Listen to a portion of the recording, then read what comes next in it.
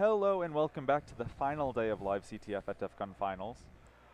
This has been a day. We're starting late, so without further ado, let's just kick it off. Final thumbs up. Let's roll. All right. 5, 4, 3, 3, 2, 2, 1. Let's go.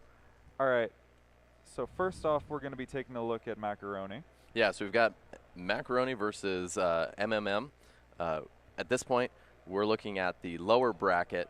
They're fighting to survive. They still have a chance. They're very close to the finals at this point. Both of these teams have only lost one match on their runs. Mm-hmm. So it's double elimination bracket. Whichever team loses this is out in, what is this, 4th place? 5th place? One of those. Something like that. They had a good run. They're in the top half. We know that for sure. Definitely. You've had to win a lot to get this far. Yeah. So going into this challenge is ULEB 4096, written by our very own Glenn, who's been running production for a large part of this. This is a pretty straightforward challenge. It's a challenge. In terms of the construction, right? It presents and says, give me some decoded shellcode, right? And so the ULEB is a reference to the unsigned little endian byte encoding, which is a pretty simple encoding, but it's something that I had never seen before I looked at this challenge. Same. But I mentioned it to our resident Mac and iOS expert, and she was just like, she took one look at the function. She's like, oh, this is leb. Wow. And I'm like, are you kidding me? I could have asked you. I was trying to verify this thing for so long. Yeah, so apparently some people know it very well, so let's hope the competitors do, at least one. Yeah, well, I mean, so the good news is it's just encoding. It's not encryption. It's not crazy. So even if you aren't familiar with it, which I wasn't, you can Google this. There are functions online in Stack Overflow that talk about how to use this. Heck, you can ask ChatGPT to write a functional ULEB decoder, and it can do that. Really? Yep. Did you try that? I did. Yep. Oh my I'm not goodness. ashamed to say it. I installed the Python leb 128 package. Which was the right thing to do. I did that too, but then I fell back to the ChatGPT function because I had made a mistake and it wasn't working. Yeah. So we see over on MMM, PPP, ducks. They've had a lot of names. They've had so many names. They're going through. He's running just straight, shellcraft sh shellcode, seeing what happens to it. And then going back into strace, seeing what the actual calls are, wondering like, did my registers get messed up? What's going on? No, this actually changes the encoding, or I guess decoding.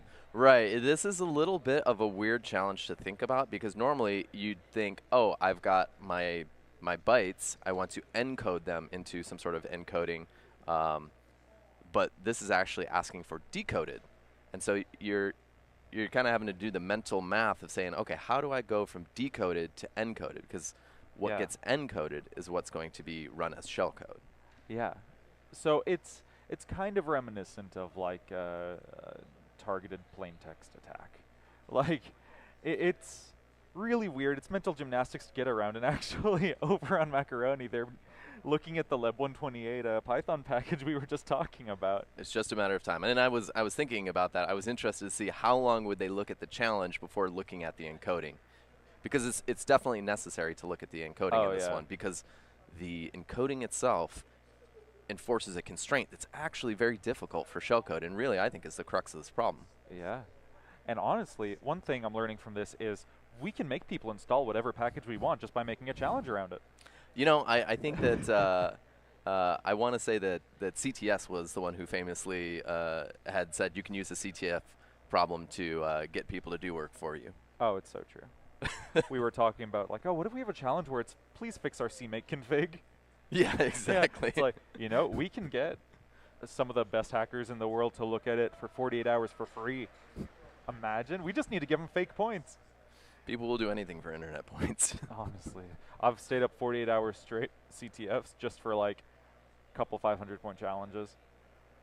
So over on MMM, we see them walking through, and they're just trying to get a normal like push A ret. Right.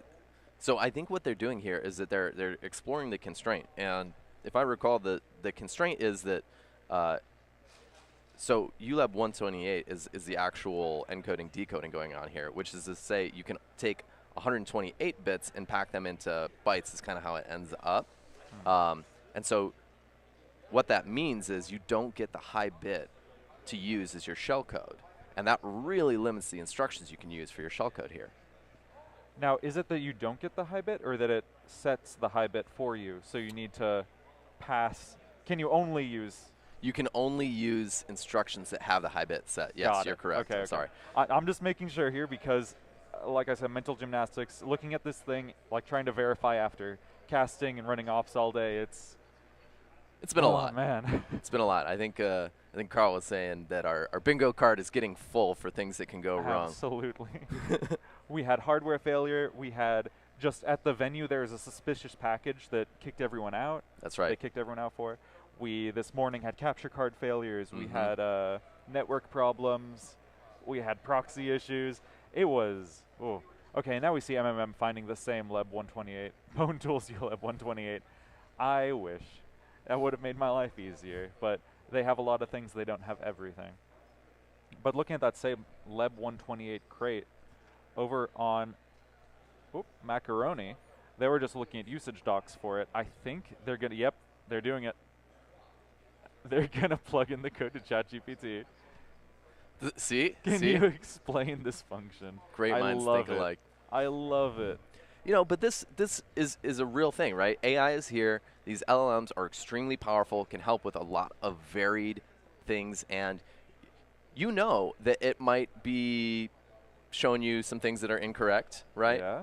But it's still better than nothing, especially when you're pressed for time. This could give you a little bit of a leg up. Oh, absolutely. That forward training and just throwing a question at such a large, LLM, way better than MLM. And I only got to see the response there for a second, but it did seem to have recognized it as ULEB. It did. I'm wondering if that's just from the name and if it's going to give him false information. That might lead him down a rabbit hole. Good point. Yeah, you you can't trust those AIs. Yeah. Just like my grandmother always said. Over on MMM, we don't see any LLMs, which is surprising because it just rolls off the tongue. We saw him staring for a second just at the code, trying to get a mental model of what's going on. And understanding, okay, so it transforms my code, but my code also needs to match a certain set of constraints. Yeah, and like I said, this encoding, if you're not familiar with it, which I don't think that either of these players are based on what we've seen in terms of them looking at packages and asking questions about what can this do, what does this do, the constraints aren't clear. If you read the Wikipedia page on this encoding, the constraint isn't clear. And so what I think we're seeing on the MMM side is that sort of interactive exploration. So he had a push instruction. I believe it was a push of a 64-bit register, which all of those instructions are going to have the low bit not, or the high bit not set. And so, like I said, this forcing the high bit actually puts you in a weird spot with the x86 instruction set. Oh yeah, no, and I mean, unless these guys know off the top of their head, the instruction space blocks and the distribution of them, I think this is going to take them some work. Yeah, I was asking around on our team for the other folks that had looked at this problem, how did you go about trying to figure out what instructions you had available given that constraint? Because it's kind of a weird thing to ask. Oh, it's super weird. And I think that Jordan's answer was, well, you just go straight to the Intel manual and start reading, right? Which is valid. Oh, very, yeah. And Glenn said, oh, there's a table linked from Stack Overflow somewhere that actually has a pretty decent, here's your leading byte, and then it sort of broke down by the value of the leading byte what instruction categories you could get. Yeah. Which was pretty helpful. That's really nice. And honestly, Stack Overflow is a great resource I've seen used earlier today. It's had some misleading information that have led people down side paths and rabbit holes for a bit, but for weird knowledge like this, it's kind of invaluable. Yeah, definitely. And while it is definitely within the realm of CTF tricks to point people to resources that aren't quite correct, we're not going to be playing those games here. No, definitely not. Everything you need for the challenge is laid out in front of you, and if you just experiment with it, you can get it. Yeah, and we want the competitors to be able to solve this. This speed challenge, we know that this is challenging, and we are getting down to the finals here, right? So we are, yeah. So we know that these players are the very best, and we want it to be challenging, but we also want it to be solvable. And I think that the hints for this challenge, we did address that and try to Yes. give some good hints. Yeah, the hints are definitely explaining a lot of the theory behind it. And if they're off in wrong directions, push them back to the right one. Right. Which, if I recall, I think the first hint sort of lays out the constraint Yeah. that you have to deal with. The first hint does the ChatGPT, can you please explain this code to me? But a little nicer because it's from the author. And we saw over on MMM, actually, experimenting with different size mobs, or mob of different size registers, and kind of looking at the first byte result of those. So I'm curious if he's figured this out, and he's just writing the constraints now, what he needs to end up with. Very interesting. Yeah, and I think that experimentation is exactly what I would expect. You can see he's sort of laying out what he needs and what the constraints are. So the real kicker with that constraint, and I think that Glenn designed it this way, is that you can't get 64-bit instructions for a lot of the ones that you're going to want. Yeah. And so moving the shellcode around, or your shellcode has to be able to read or write memory typically. It's harder when you don't have the full width registers, which you would be expecting to use. You have to find some alternatives. Absolutely, yeah. And move of the lower half registers, so EAX, EBX, etc. Zeroes out, or operations on low byte registers, pops of the low 4-byte registers, clears out top 4 bytes, which is going to be really nice when you end up needing like OX3B and RAX. Oh, and now we see it on the MMM side. They're looking for that opcode table, and that's exactly the table that I was referencing. Awesome. Oh my! This table terrifies me, honestly. And they are reading it very Bop fast. codes. I love bop code. That was a challenge recently, wasn't it? Was it? I thought it was a DEF CON CTF. Oh, I don't know. Or I'm not sure. Anywho. Okay, but let's see. So I honestly have no idea what he's writing in this. I don't know what that syscall equals OX05 CD88 question mark like. I believe that he's laying out what the bytes are for the syscall opcode. Okay. I think OF05 is syscall. Okay. Well, honestly, oh man, I don't look at bytes for disassembly anymore. We have like on trips to CTFs done just kind of like back and forth trivia of like who can name more opcodes to bytes, or like Is this a company thing? instructions to bytes. In RPISec we did this, when we were taking the train to and from Seesaw and stuff like that. Oh, and see, this experimentation is exactly what I think you're going to see on both sides. Is how do I do clever little things where I can set the bytes just right, or at least get that high bit set. What can I do to have equivalent operations, or at least get the primitives that I need to shape a shellcode without breaking the constraint? Yeah, absolutely. And it looks like he's finding some really funky instructions to work with here. Over on Macaroni, we see experimenting in the same sort, a little more targeted. It looks like they're trying to get generic control of written bytes. Instead of targeting exactly what they need, they're trying to come up with just a system for writing arbitrary bytes. I got stuck on this for a long time because I didn't focus on writing, just one instruction at a time, get the state closer and closer and closer. I tried to make a function to just decode, that's so weird to say, decode my shellcode into the right form and then push it to the server. So I'm hoping Macaroni does that here. They have, it looks like just a pwn template thing. Yeah, well, that's really the two approaches I think is that I would expect to see on this challenge is, on one hand, just start experimenting and see what makes it through, and then the other side is the more static approach, which is let me understand the encoding really well, and then I can write a function that will allow me to pass whatever I want through unscathed.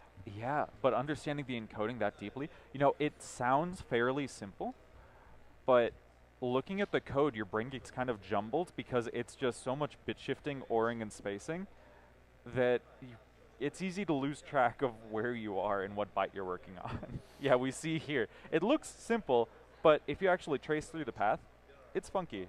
Yeah, it's simple enough, but when you're under this kind of time pressure, you really do feel like, man, how much time do I have to sit and think about this and really understand it?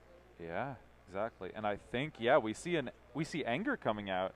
Oh, now that is an interesting idea. That's a very interesting idea. None of us tried that as far as I know. No, and it's just encoding, so there's nothing that should really stop anger from working. It should be able to solve right through that. But the question is, you still have to have some shellcode that's gonna run unscathed. You do, but I'm wondering if this is going to be able to find a way to write arbitrary bytes. Because if you can just use the shellcraft sh and it'll write arbitrary bytes for you, you know, who knows? Well, you won't be able to use the shellcraft sh actually. It'll probably return that there's no like path available. Right. I think if you were trying to push things that aren't going to be possible with the constraint through, anger is just going to come back and say this is it's unsat, it's not solvable. Yeah, and actually Z3 would be pretty good for this too. Well, we'll see how that works out for them. Over on the MMM side, we're looking at the encoder. This is definitely what the reference solution sort of did, which was understand, can I have a limited set of operations that allow me to write out or encode, decode? I think they're going to do self-modifying shellcode. Yeah, I definitely. think that's the approach they're doing because they're looking up like Puntools Zor tools. Yeah, and that would totally work if you can write a short decoder stub that stays within the constraint. Then that's a great solution. Oh, that's super smart. Yeah. Or even if you get like an off by one instruction, then you just ink ink RIP. Yeah, I want to say ink RIP and not. So I guess add RIP too. Okay. Oh, and so now we see that this is a key insight that we're looking over on the MMM side. He's realized that he doesn't have access to RSI, RAX, but he does have access to EDX, ESI within the constraint. That's key insight. And now this is great progress. And trying to mix and match, see what the different first byte turns out to be. Right, and he's using sub as the operation, subtract instead of move, because maybe you want to fix up by using or write bytes by subtracting constants. There's a lot of different ways to do this. Oh, there are so many different ways. I mean, as far as I know, x86 is Turing complete. I was really waiting there. I'm like, oh god, no, that one fell really flat. Okay, so we see, I think in that shellcode there was still a V, where would that be? No, that has upper bit set. Yeah. And I remember looking at the load string instructions. That was definitely something that I explored. No, V is OX70 something. It's before OX7F, so it doesn't have upper bit set. That's right. Yeah. That good old 7-bit ASCII. Oh, God. Good old and ASCII should never belong in the same sentence, honestly. Let's switch to UTF-16 for everything. That's a way better encoding, right? I prefer the every byte needs 2 bytes and the second byte is a null.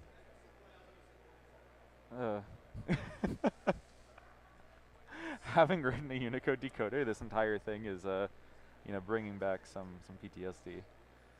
You know, encodings is I think encodings has to be one of the least favorite topics of most hackers. I don't know anybody that really loves encodings.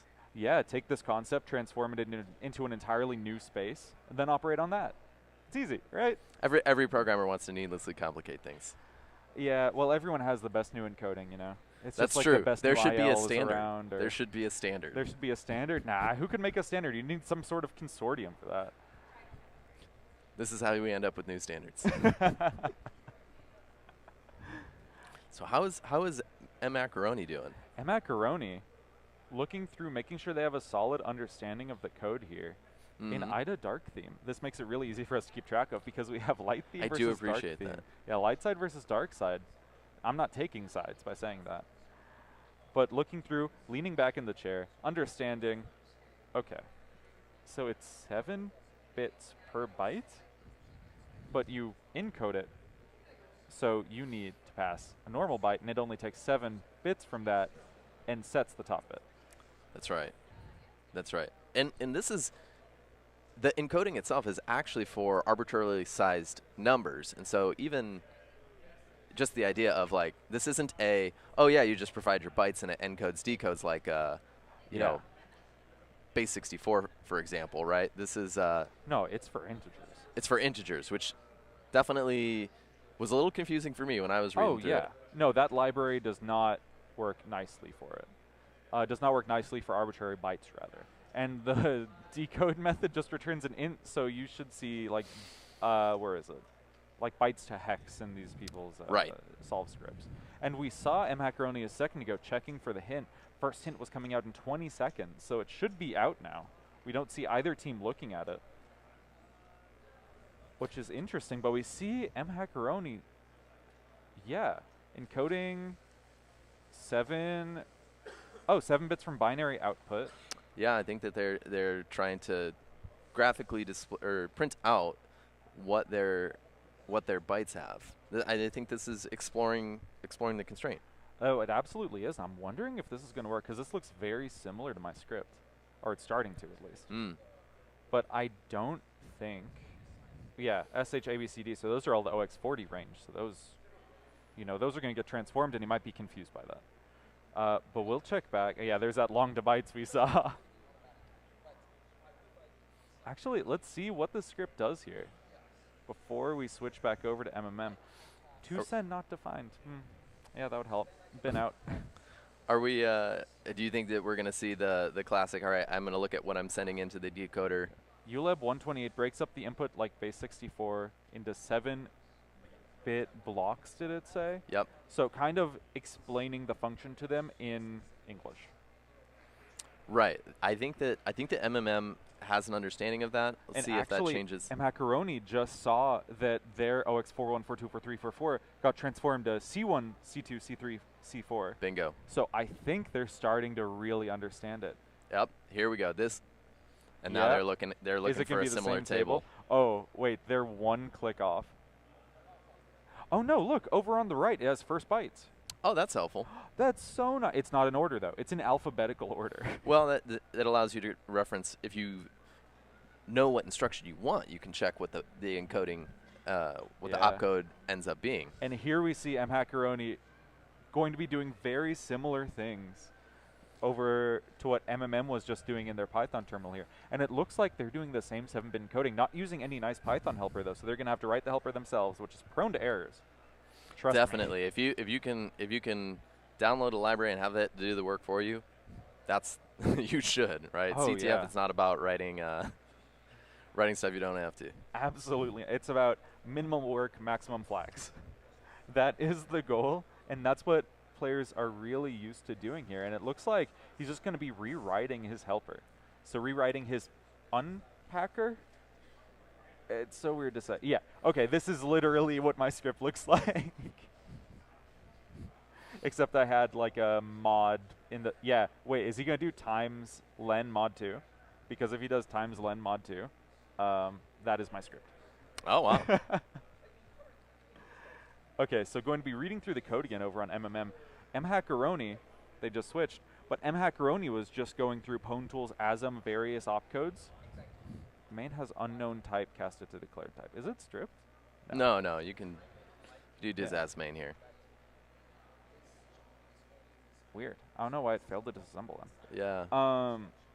So they're going to be breaking on the call and trying to understand what's going on there. Yeah, because if you look at the disassembly of main, you see that it basically ends in a call to a register, and so everything's set up. It's just putting the shellcode into a buffer and jumping to that buffer. Yeah, there are no complicated states to get there. You're going to have same register state. There's no randomness.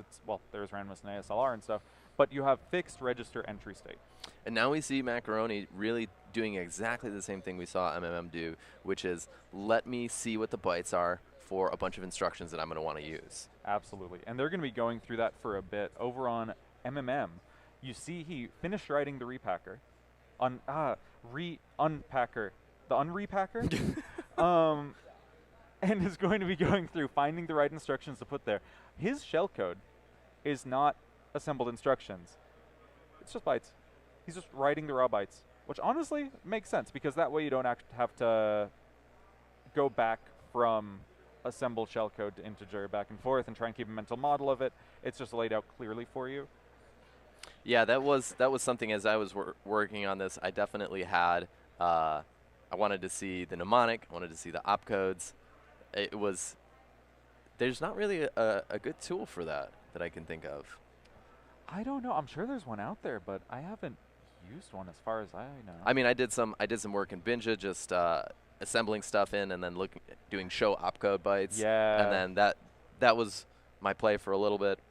But this is not an easy thing to do. Yeah, I was working with like disasm.pro in the browser, Yep. just because I'm a browser tool kind of guy. And just typing stuff in, seeing what top byte is, moving stuff around, you know, similar to what we saw these players doing earlier.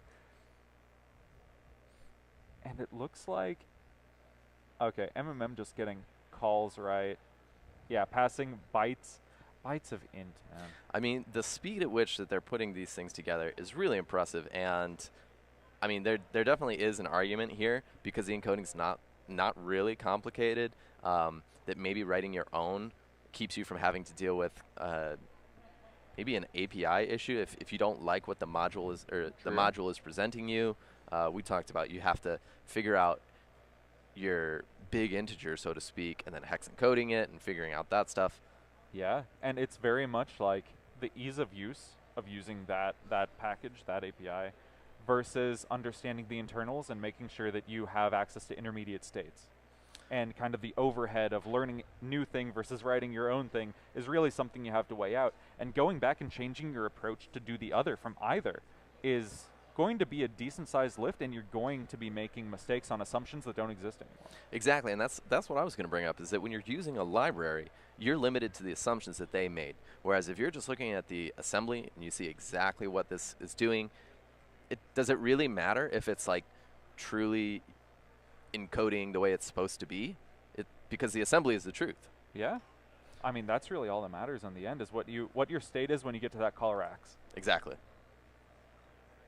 And actually, call racks, you're going to have you could do self-modifying there, because you have racks equal to what your current rip is. Right, So you can do have a offset from register that points. You have a register that points right to the beginning of your shellcode. If I recall, the register state's not that bad. We see MMM going into their debugger. I actually really love to see the debugger integrated with your disassembly decompiler RE framework. In this case, IDA. I think that's a really powerful move because I hate switching between windows. And if you've got a script, a debugger, a decompiler, you know, you're flipping between these three things. Gosh, it's just easier when you've got everything in one view. Yeah, and over on Macaroni, we see them printing out every instruction that matches the constraint that they were given, and lots of new lines. Honestly, Yep. Looks like there was an extra new line in there. Yeah, check if the string is empty, continue, don't print. grep one-liner will filter that out for you. Oh yeah, just grep. Oh yeah, because they're printing one line in between instead of one line after every valid one. Oh man. Yeah, I mean this is CTF code through and through. This is what we would expect to see, and honestly, this is if you've got something that prints things out exactly the way you see, that can be a lot more useful than a Wikipedia page, which somebody else put together, probably for people doing sane things instead of CTF. CTF is sane. What are you talking about? It's just writing shellcode in 7-bit unpacking for an integer encoding. Exactly. Oh, I get your point. You know, I started off in the CTF, reversing all of that stuff, and I didn't realize how weird it was until I started dealing with real software people. Oh yeah. No, I was talking with, once again, the iOS, macOS Kat, who's helping us behind the scenes, and we were staring at this problem, and she was just like, wait, no, this doesn't make any sense. This is so stupid. And we were staring at this thing for like 30, 40 minutes. And she'd never played a CTF before. And I turned to her and I'm like, congrats, this is what playing a CTF feels like. And she's like, oh no. This doesn't make sense. This is so stupid. Yep, that sounds like CTF. Exactly. You either solve it or you look at the solution and you're like, wow, yeah. Yeah, not to date myself too much here, but when when Python 3 came out and they made it a little bit more difficult to deal with bytes because you had to worry about strings versus bytes, I argued vehemently about why Python 2 had gotten it right, and all of the hackers that I knew were like, yeah, no, it's a lot easier to deal with, but everybody else in the world was like, you're crazy. Have you heard of internationalization? No, absolutely the same thing. I argued completely against it. RPISX internal tools, I believe, still use Python 2. For Oh my gosh. some of them. Yeah. Hey, look. Okay. We At move this slow. point, that's cruel. Well, RPISec, we haven't really been playing CTFs much in the past couple of years. But yeah, I argue completely against it, and now I'm like strong Python 3. Like. Me too. Yeah. Me too. Now when I see tools that are still written for Python 2, it's like, hey man. Yeah, it's kind of like, come on. I had to switch my code over. You do too. Python 2 was EOL. It's been It's EOL true. for a It's while. true. So getting back to it, we're looking at Macaroni still looking through the tables, finding the opcodes that they can use given the constraints. Oh, going into XMM registers. Wait a minute. Oh, clever. I wondered about that. Oh. I didn't explore that myself. Gosh. But I thought maybe you could use these extended registers. They are to move things around. I'm wondering if they're going to go into like AVX 512, and I'm Yep. like, does my CPU support? Yeah. Okay, good. We're good. Oh man, how much of a heartbreaker would that be if you write this beautiful Oh, shellcode and then it just God. doesn't support those extensions? Yeah. No. New CPU supports just about everything. Really hope they're not going to do what's the new one? Zenbleed Downfall? Oh. Which one was the AMD one again? Well, I know Zenbleed was, but going through, where are they looking at here? Is this Python Codex? Yeah, it's Python Codex. All right.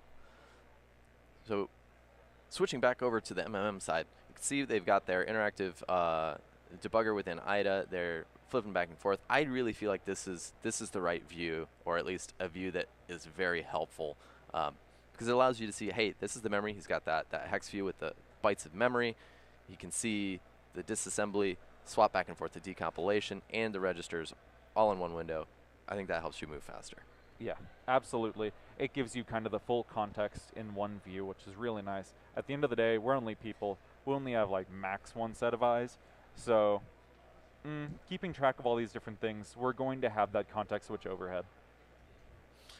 Right, and as I said, you like to have it as much as you can in one view, but now he's got his IDE that has a script and two terminal windows open. He's got flipping back and forth to the table, the browser, with the table.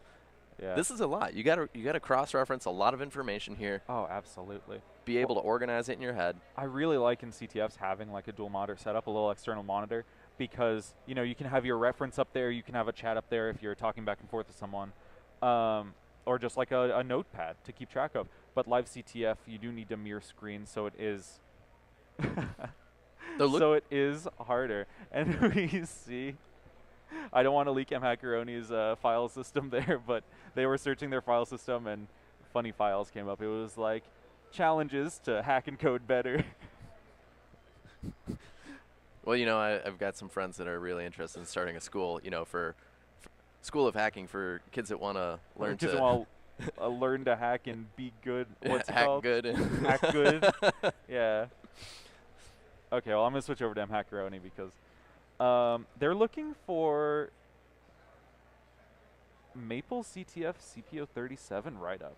Oh, I think that they're looking for a reference solution to another challenge that might mirror this one. Carset constrained shellcode. Another challenge. And I think they're hoping that they can just plug the constraints in.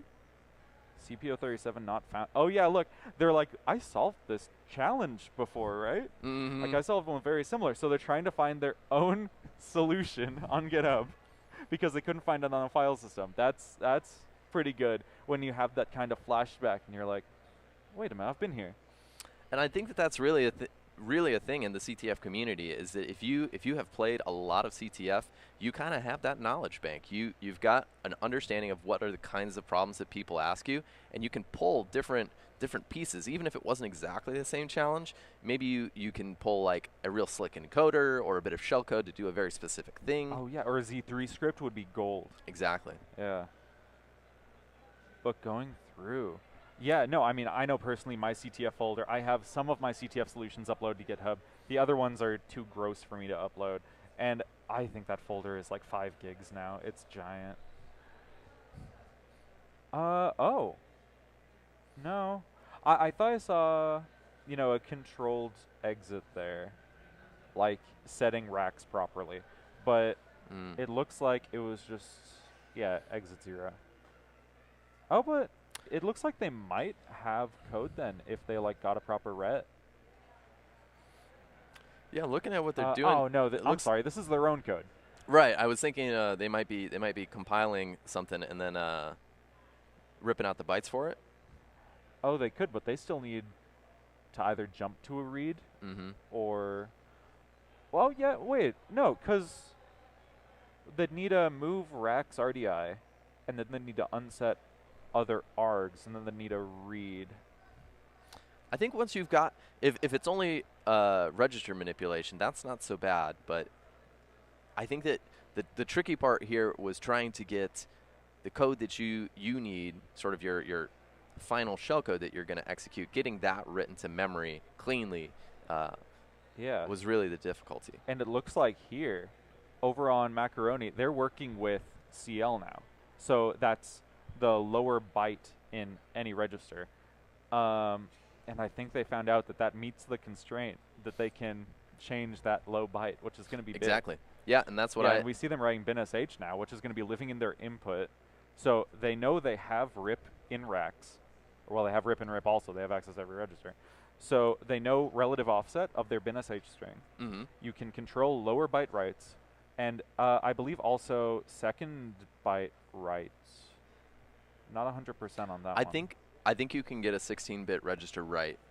You can get 16-bit register right, or do you have to do AL and AH? Like, look, I'm not the Intel manual. I don't know. Right. Believe it or not. Yeah, I definitely had a similar approach. I was using the sort of 1-byte register with instructions. And so there's really, at this point, I think, 2 different ways you could be going. You could be looking at the encoder style, hey, just write an encoder stub and then decode my shellcode and jump to it. Or you could do sort of a byte or a chunk at a time, where you have essentially a mini decoder stub, where it's more like a writer stub that writes the byte that you want to a targeted area in memory and then jump to that. Yeah, absolutely, because where you are, it's RWX, I believe. Oh, here we go. And you're not Use 16 limited. and 8-bit RW ops to get a real write primitive and write a second stage payload with real shellcode. Exactly what you were saying. Exactly, right. Yeah. And so that works in this case because you're not really limited on size. You're just really limited by this constraint that's really tricky to get around. Yeah.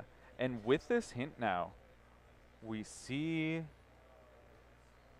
Oh, he's So still Macaroni trying to operate on rack. Oh, no, rack CL. Yeah. Exactly. So this is where that's exactly the instruction that they need, but the hint there, the 16-bit or 8-bit read-write ops, you can't use RAX there because it's going to violate that constraint.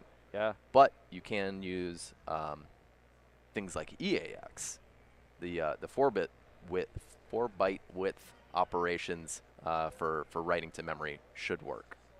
Can you use EX, or do you have to use AX?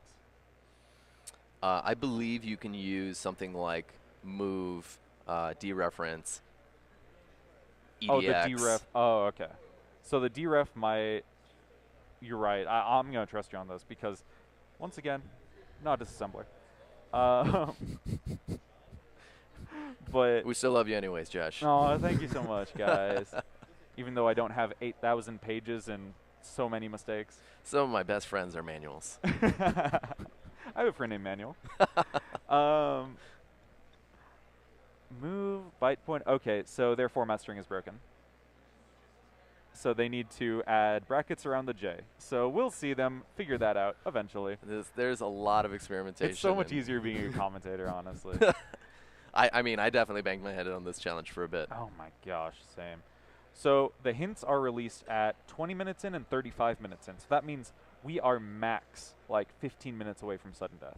That's right. Yeah, we're getting near the end. We knew that these challenges are hard. Sudden death was sort of always on our minds as it might come down to that. We're hoping that that's not going to be the case. I have faith in our competitors here. I think that they're going to figure this one out. I think they are. I think they're both making really good progress towards the final goal of setting up that second stage payload. Well, final goal. Towards the intermediate goal of making that second stage payload. Right. You know, I think that MMM, they kind of got to the idea pretty quick. They had been spending a bit of time now working through how to get things lined up, but Yeah. I think that they're on the right track. Yeah, well, I see a lot of Zor D-word pointers, RSP plus OX7B89, like these random offsets. So I think they're getting close, but they might get hung up on some small details of like, I have a null byte in the middle of my shellcode somewhere that I just missed. Yeah, it's always something that you can just have the littlest thing mess you up, and if you don't catch it, or you've got like 99% of the solution, right? That totally happens in And CTF. absolutely, in this challenge, those mistakes are cascading. They will mess up everything Right. after them. Potentially around them, like on either side too. So catching one is going to be hard, and you might just think to yourself like, I'm messing all this up. What I really liked doing in this challenge was setting up a known good beginning right that was just garbage. It was a bunch of nops. It was just a bunch of A's, whatever, just to make sure that my right primitive still works. Like, I can still write that first stage shellcode. Yeah, I think that there's a lot of this is one of those challenges where you want to have those sanity checks. I definitely was printing out my disassembly. I was checking the hex dump every time I ran it. So if something did change, I would at least be able to see, oh, the pattern changed there. Something went wrong. I got to go back and fix that. Yeah, like I'm doing stir of bytes instead of .decode or .encode. God, now this has me backwards. Again, this is a challenge that on the face of it seems simple, but is actually really kind of a mind bender and a weird constraint that it's a simple concept with really hard execution. Right. And I think all of Glenn's challenges kind of follow the same principle of, it's this kind of a little away from normal idea, and you're like, oh, that's close enough. I can just do this. And then you get to actually implementing a solution for it, and you're like, oh my God, I know nothing about computers. Computers were a mistake. Yeah, I think that this is one of those challenges where it's like, I know what I want to do, but I just can't do it. And that's how I felt when I was working on this. Yeah. No, absolutely same. I really had the layout down, but actually writing like that first stage payload was not a good time, and it took me way longer than it probably should have. So it looks like MMM debugging their writes not working out quite right. And okay, so here over on Macaroni, we see them using debug assembly, which is a great feature of Pwn tools. And just trying to figure out, they have a move racks they're trying to figure out what's the, they're trying to make a stack frame via enter. Oh, that's clever. Yeah. I wonder, you could srop here, sigrop, but I'm not 100% sure if that's what they're going to go for. That seems a little overkill in my opinion. Well, I never count the competitors out for coming up with clever solutions that we didn't expect. Exactly, yeah. And it could be easier for them. Like, they might be like sigrop masters or something. Sure. And they're just like, I don't know how to write shellcode, man. Yeah, they could have been like, no, I invented this technique. I don't know. Yeah, really. Well, we have Jinmo on MMN right now, and we were talking about it. He had a solution yesterday that was, I think, 8 minutes. And we're looking at each other, and we're just kind of like, did this happen? And we look at the username on the screen. It says Jinmo, and we're like, oh, yeah. Okay, that explains it. Yeah, we've got some truly impressive competitors here. Absolutely. Really. Anybody who has won against this many other competitors at this level, top tier. Exactly. No, these are all fantastic hackers. We need to point that out, that these challenges, they have little to no time to get acquainted with them. Their mind is still on, the challenge they've been staring at for the past 12 hours in DEF CON CTF, the non-live version. And just, they have so much going on in their mind. They have someone sitting directly across from them that they're hacking against. And even that adds its own stress. They're on stream. That adds more stress. It's a foreign concept, They don't have tools set up for this. They don't know that, like, oh yeah, this is normally like a Pwn CTF, like DEF CON Finals usually is. It's new territory for them. And I think that can be really daunting. And the first step in this isn't getting acquainted with the program. It's kind of getting your bearings and resetting, getting focused on what you need to do and the order you need to do it. Yeah, DEF CON CTF really could include challenges in any weird area. I think we had a competitor ask us, hey, can you specify what architecture Yeah. This is on, and so far we've only seen x86, Yeah. but with the finals, anything goes. Well, we Whereas had your Python shellcode challenge too. that's true, that's true. Which Yeah. Well, technically you didn't need to care about the native implementation, but we had people walk up to us. I don't know if you know that, but we had people walk up to us, and the category we gave them was Python, I think Python shellcode. okay. And they walk up to us and they're like, "Hey, can you be more like specific? What exactly does that mean?" And we're like, "What do you mean more specific?" And it's like, "Well, like, is it Python read into shellcode? Is it like shellcode that has to be valid Python?" And we're like, "Dude, you have an hour for these challenges. It's not going to be like Python bytecode that's also valid shellcode." Though. Oh, was it? No, it would be interesting Oh, to that try would be something like interesting. that. I was there. I'm like, did we do that to them?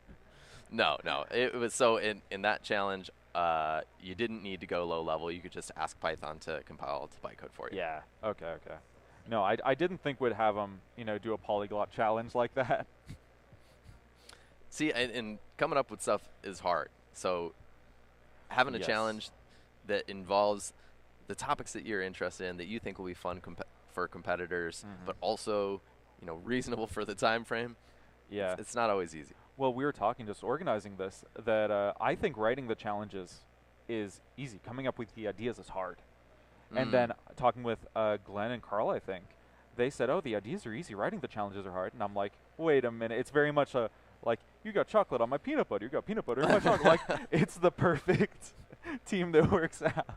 And that's why it's great to have people that think differently on your team. Oh, yeah. And if we switch back to the MMM side, it looks like what they're doing is having a handwritten decoder there that's just decoding a D word at a time via XOR. Oh, they're just XORing. So they're just only using shell code that doesn't have top bit set. Which is definitely easier, because when I tried to solve this, that's what I thought the constraint was at first. And so I wrote this nice shell code, no top bit set. But it's working. They have a syscall. They have syscall. They don't have binsh. So they probably just determined Error 14. I love how they search error 14. It says, "Oh yeah, HTTP error 404." So wow, so that's a really clever idea, and it looks like there might have been some corruption on their shellcode, but other than that, they're looking like they're on the right track. I think they don't. So they got a big NOP sled. They've got their payload that they're going to XOR back, and then which that's totally valid. Great idea. Yep. Got EOF reading and interactive. So NOP's going to have the top bit set, so your vanilla x86 NOP. Oh, yeah. So now he's just troubleshooting what went wrong with that write. Is the shellcode intact? Was the string reference the address of binsh? Pop RDI push RDX pop RSI syscall. Does he have binsh on the stack? I think you forgot to put binsh. Oh no, he's using shellcraft down there, hidden under his 2 global area terminals. Okay, so it's just NOP times OX100. Do you recall if the shellcraft Linux shellcode, if that just uses a move to push the string into a register and then out? Yep. I believe it does. Yeah. And I think it also sets all the register states, so you should be good there. I was going to say that's one of the things that this is a little non-standard, but every challenge you have to understand what your register states are. There may be some implicit assumptions in your shellcode. Yes, absolutely. But I think it's really nice that the path to your shellcode being executed is so simple that you don't really need to worry about any randomness outside of ASLR. Stack offset is already in a register. You have RAP in 2 different registers, so you have different possibilities for instructions there. Wow, I think that he's getting very close here. I think MMM is really close. Macaroni, not sure. Still looking at instruction encodings, trying to figure out which one they can use. It looks like they're iterating through all the possible registers and figuring out what can encode correctly, or what can encode and match the constraints. Yep, and like we mentioned, all of those R prefixes on those registers indicating the 64-bit width. Pretty sure that those aren't going to be able to be used with this constraint. Oh, and it looked. Oh my God! Wait, they just got MMM just immediately solved. Did they solve? They solved. 40 seconds before sudden death, we heard. Let's double check here. Yeah, Team 2 made, yeah, MMM won match 19. Wow. Just got the alert. Incredible.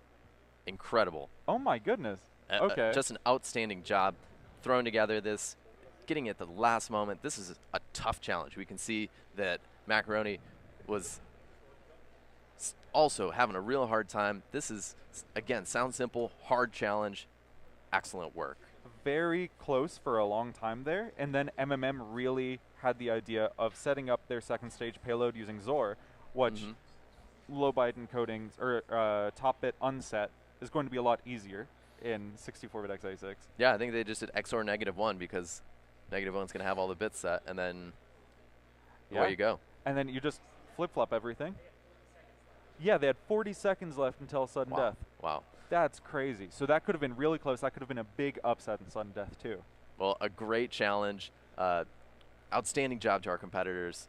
Absolutely. Difficult. Came down to the wire. I'm glad we got to see that solve. And so MMM will be going into the finals of the lower bracket.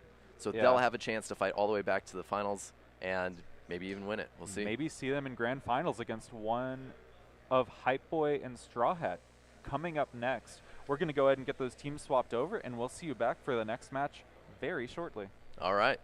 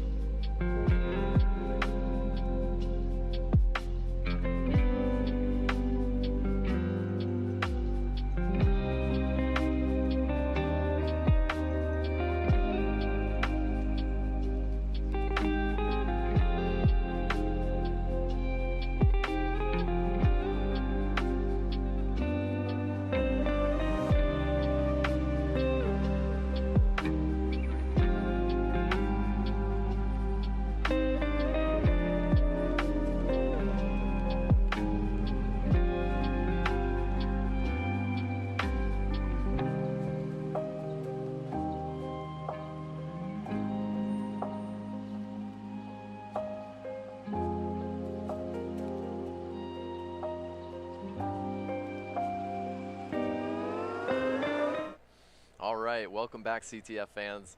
I'm Mark, and this is Josh, and we're back with the semifinals on the top bracket. Oh my goodness. It's been crazy. Both these teams undefeated so far. Yeah, really impressive given the level of competition that we've seen. We've got Hype Boy versus Straw Hat. I think this is going to be a good one, and you wrote this challenge, right? I wrote this challenge. It's my hardest challenge that I wrote. I'm allowed to say that. I think it's going to be really good, though. Both these teams are fantastic. All right, well, I'm excited to see them get at it. So let's count it All down. right, Ready? let's do the countdown. In 5, 4, 3, 2, 1, go. Let's go. All right. So we have on your top right, is that Straw Hat? Hype Boy. Did I get backwards? Top right. Top right is Hype Boy. Top left is Straw Hat. That's right. At this point, it looks pretty similar, right? The first step of every challenge, download the challenge. Looks like we're having a little bit of we have tech issues. A technical issue here. So we're gonna take a look at what's going on with this. This is okay. False start. You know, there's a lot of moving parts here, and it takes a lot to get this going. Really, it's impressive to have a show running with everything that's going on here. A lot of moving pieces. I'm glad that we've had a lot of understanding on parts of competitors. It's a challenge. It is a challenge, or it will be a challenge soon at least. Honestly, I blame the challenge author. You know, I said that going into this, and here we are. Oops. Look, all my other ones work totally fine. Yeah, you know, but I think that it goes to show that how many matches have we had so far? Oh my gosh! So we're in grand finals. We've had 10.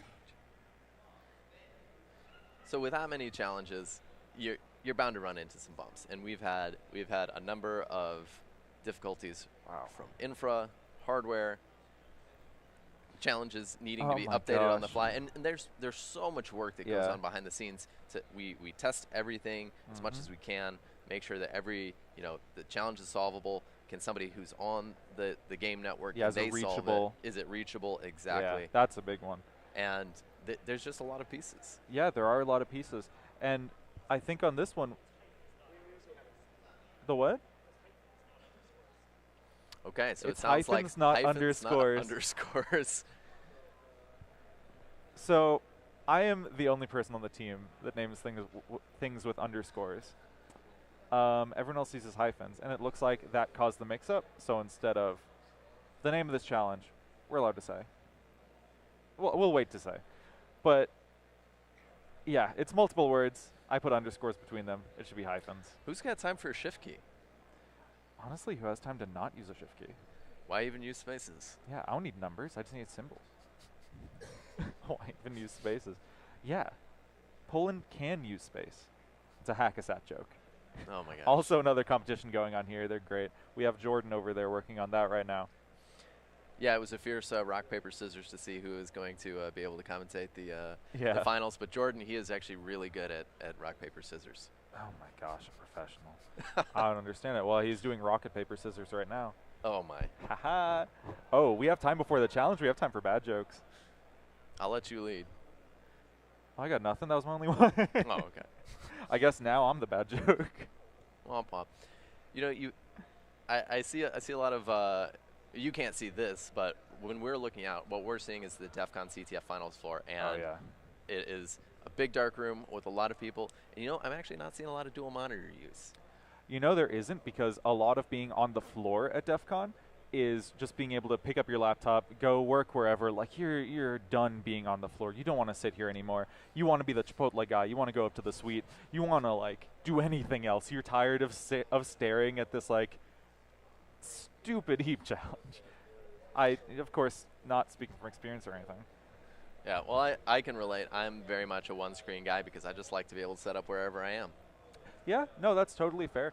And also, your awesome ergonomic setup, which, like, you sat down, you have a stand for your laptop, you have mouse, you have ergonomic keyboard and everything. And I'm like, oh my gosh, this guy is a pro.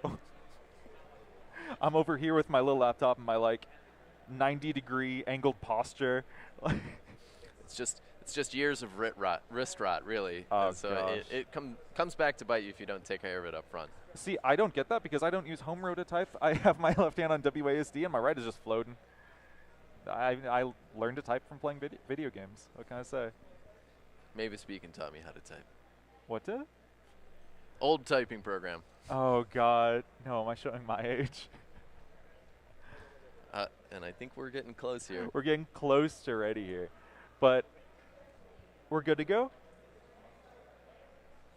I think we're just making sure that the connectivity All right. is up. I think we're good to go with not a false start. Okay, so without further ado, for real this time, that was just a practice. In 5, 4, 3, 2, 1. Let's go for real, please. Oh. Okay, they download the challenge. I see the happy bouncing box on the Mac. Yeah, they download the challenge fine. I see something in IDA. I think we're if you just screen dash R or whatever, or I can take care of it. Okay, so all right, now we see that that beautiful challenge name popping out there. We see the Josh. beautiful challenge. Oh, House of Barbie. I'm so proud of this challenge name. This came from another challenge name that Carl came up with originally. I made this as a follow-up joke, and I'm like, damn, I need to write that. So House of Barbie is a custom heap allocator challenge. Everyone's familiar with the, like, House of Spirit, House of Force, and all that. Mm-hmm. So House of Barbie was the natural follow-up. So this is, you know, in my book, a custom heap allocator. That doesn't sound like an easy challenge to me. It's simple. We don't do T-cache. We don't do different bins. We throw everything. We use S-break, and we just send it. You know, everything is sequential. If it isn't sequential, oops, memory's bad. Well, you know what? Writing memory allocators is hard. Yeah, who remembers how to do that? So let's jump in and take a look at our competitors here. So Hypeboy launching into it first, going through. It's fairly simple. So what you have is you have a house. This is going to sound so weird. It's a challenge. No, keep going, Josh. You have a house. There are rooms in the house. There's furniture in the rooms. You make your dream house. I think the description of the challenge was like, Stidlib Malik wasn't pink enough, so we implemented our own. Which also the description. For those that haven't seen the Barbie movie, this is going to be totally over your head. But those that have, I really hope you're laughing. I heard a groan from production. So going through, we have very nice functions here. Print state, it was supposed to be behind debug, but that was actually a little hard, so I just commented out, you know, the debug condition. Print state prints each room in the house, each furniture item in the room, and why not? It prints all the heap chunks too. Heap chunk printed with the address of it, the data address of it, size of it, whether it's free or not, and the next. So the heap here is a singly linked list, which you're going to see so much in CTFs. It's one of the most common data structures you see because that next pointer is just so valuable, especially in heap challenges. You might be able to get an arb right from it if you try hard enough.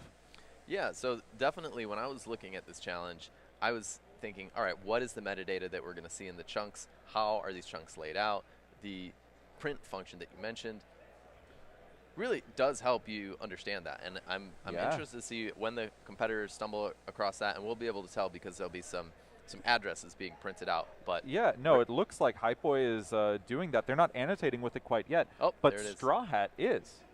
Straw Hat has already gone through and annotated part of the heap struct, I believe, or maybe they're just in the furniture struct still. This is so that's the globals. There's some global metadata that manages the heap as well as I believe the house structure. The house struct is on the house struct is in globals. Yep. So that's easy to keep track of. It's one less layer of indirection, one less allocation you need to keep track of on the heap. And both teams were going to see going through just doing basic annotation of this. We talked about this earlier, but this is a really good way to just get your bearings in a challenge that has a couple layers to it, because you have the house, you have rooms, and you have furniture, and all of those are different structs. Right. And correct me if I'm wrong here, Josh, but I think that the structs themselves, not in the binary, they're going to have to reconstruct that. They've got hints based on the strings that are in it and the menu sort of saying add room, add furniture. But they're still going to do a little bit of struct reconstruction. Reconstruction, nice. Got it. Yeah, they are reconstructionists. Yep. And so, and we've talked about this before, but again, common theme. We've got a menu here. We've got one competitor who looks like they're very static focused, so they're looking at each menu item, they're reading the function that gets called. The other competitor looked like they were exploring the menu via just sending stuff to it. Yeah. No, and it looks like they're just trying to get interaction down, and they're trying to print the state of the heap after each of those interactions. And what's really nice is these structs are, I might have been a little nice here and made them like divisible sizes. So always helpful. You might be able to just kind of shove a couple of one in the space of another, and the link list I might have forgotten to free. So you might have, a couple free chunks here and there you can control. But really, this challenge was, inspired by the name, obviously. And then when I started looking up, like, what do people do for, like, custom heap allocators, I looked through a bunch of GitHub repos, and all of them I found bugs. Every single one had a mistake. At least one. As I said, it's hard. Yeah, it is. So I kind of pulled the bug inspired by one of those. Not exactly the same, but kind of the idea of it, because I'm like, wow, yeah, people can really make this mistake. This is kind of a real bug. Well, so it's interesting you say that, because I think that a surprising number of the challenges that we've seen, both here and in other CTFs, are usually modeled after a real bug that someone else has found. And sometimes it is literally just, here's that software with this bug that I found in it. You find the bug too. Exactly. In some CTFs. Certainly some of the challenges that we've seen in this competition, I know at least one of the ones that I wrote was based on a real world bug with a weird primitive. And I thought, hey, it would be really cool to see the challengers try their hands at this. Yeah, absolutely.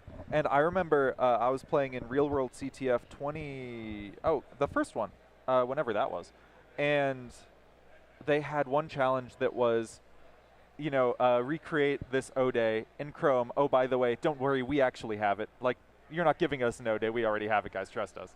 And they had a video of them, like, showing the O-Day, which was just them running a script, then Chrome popped up, then Calc popped up, and I'm like, dude, that doesn't prove anything. You could just call Calc, like, print random addresses and call Calc. So there are definitely real-world bugs that try to be put in CTF. Sometimes it's a little shadier than others. We decided to not do that challenge because we're like, we don't know how we feel about this. Right. Yeah, I mean, they're in good company in terms of the number of proof videos out there that just pop up. Where it's just, a script, it's called like exploit.py, and inside of it, all of us is like subprocess.call calc.exe. Great exploit, one of my favorites. So if we switch over here to Hypeboy, we can see that they're printing out this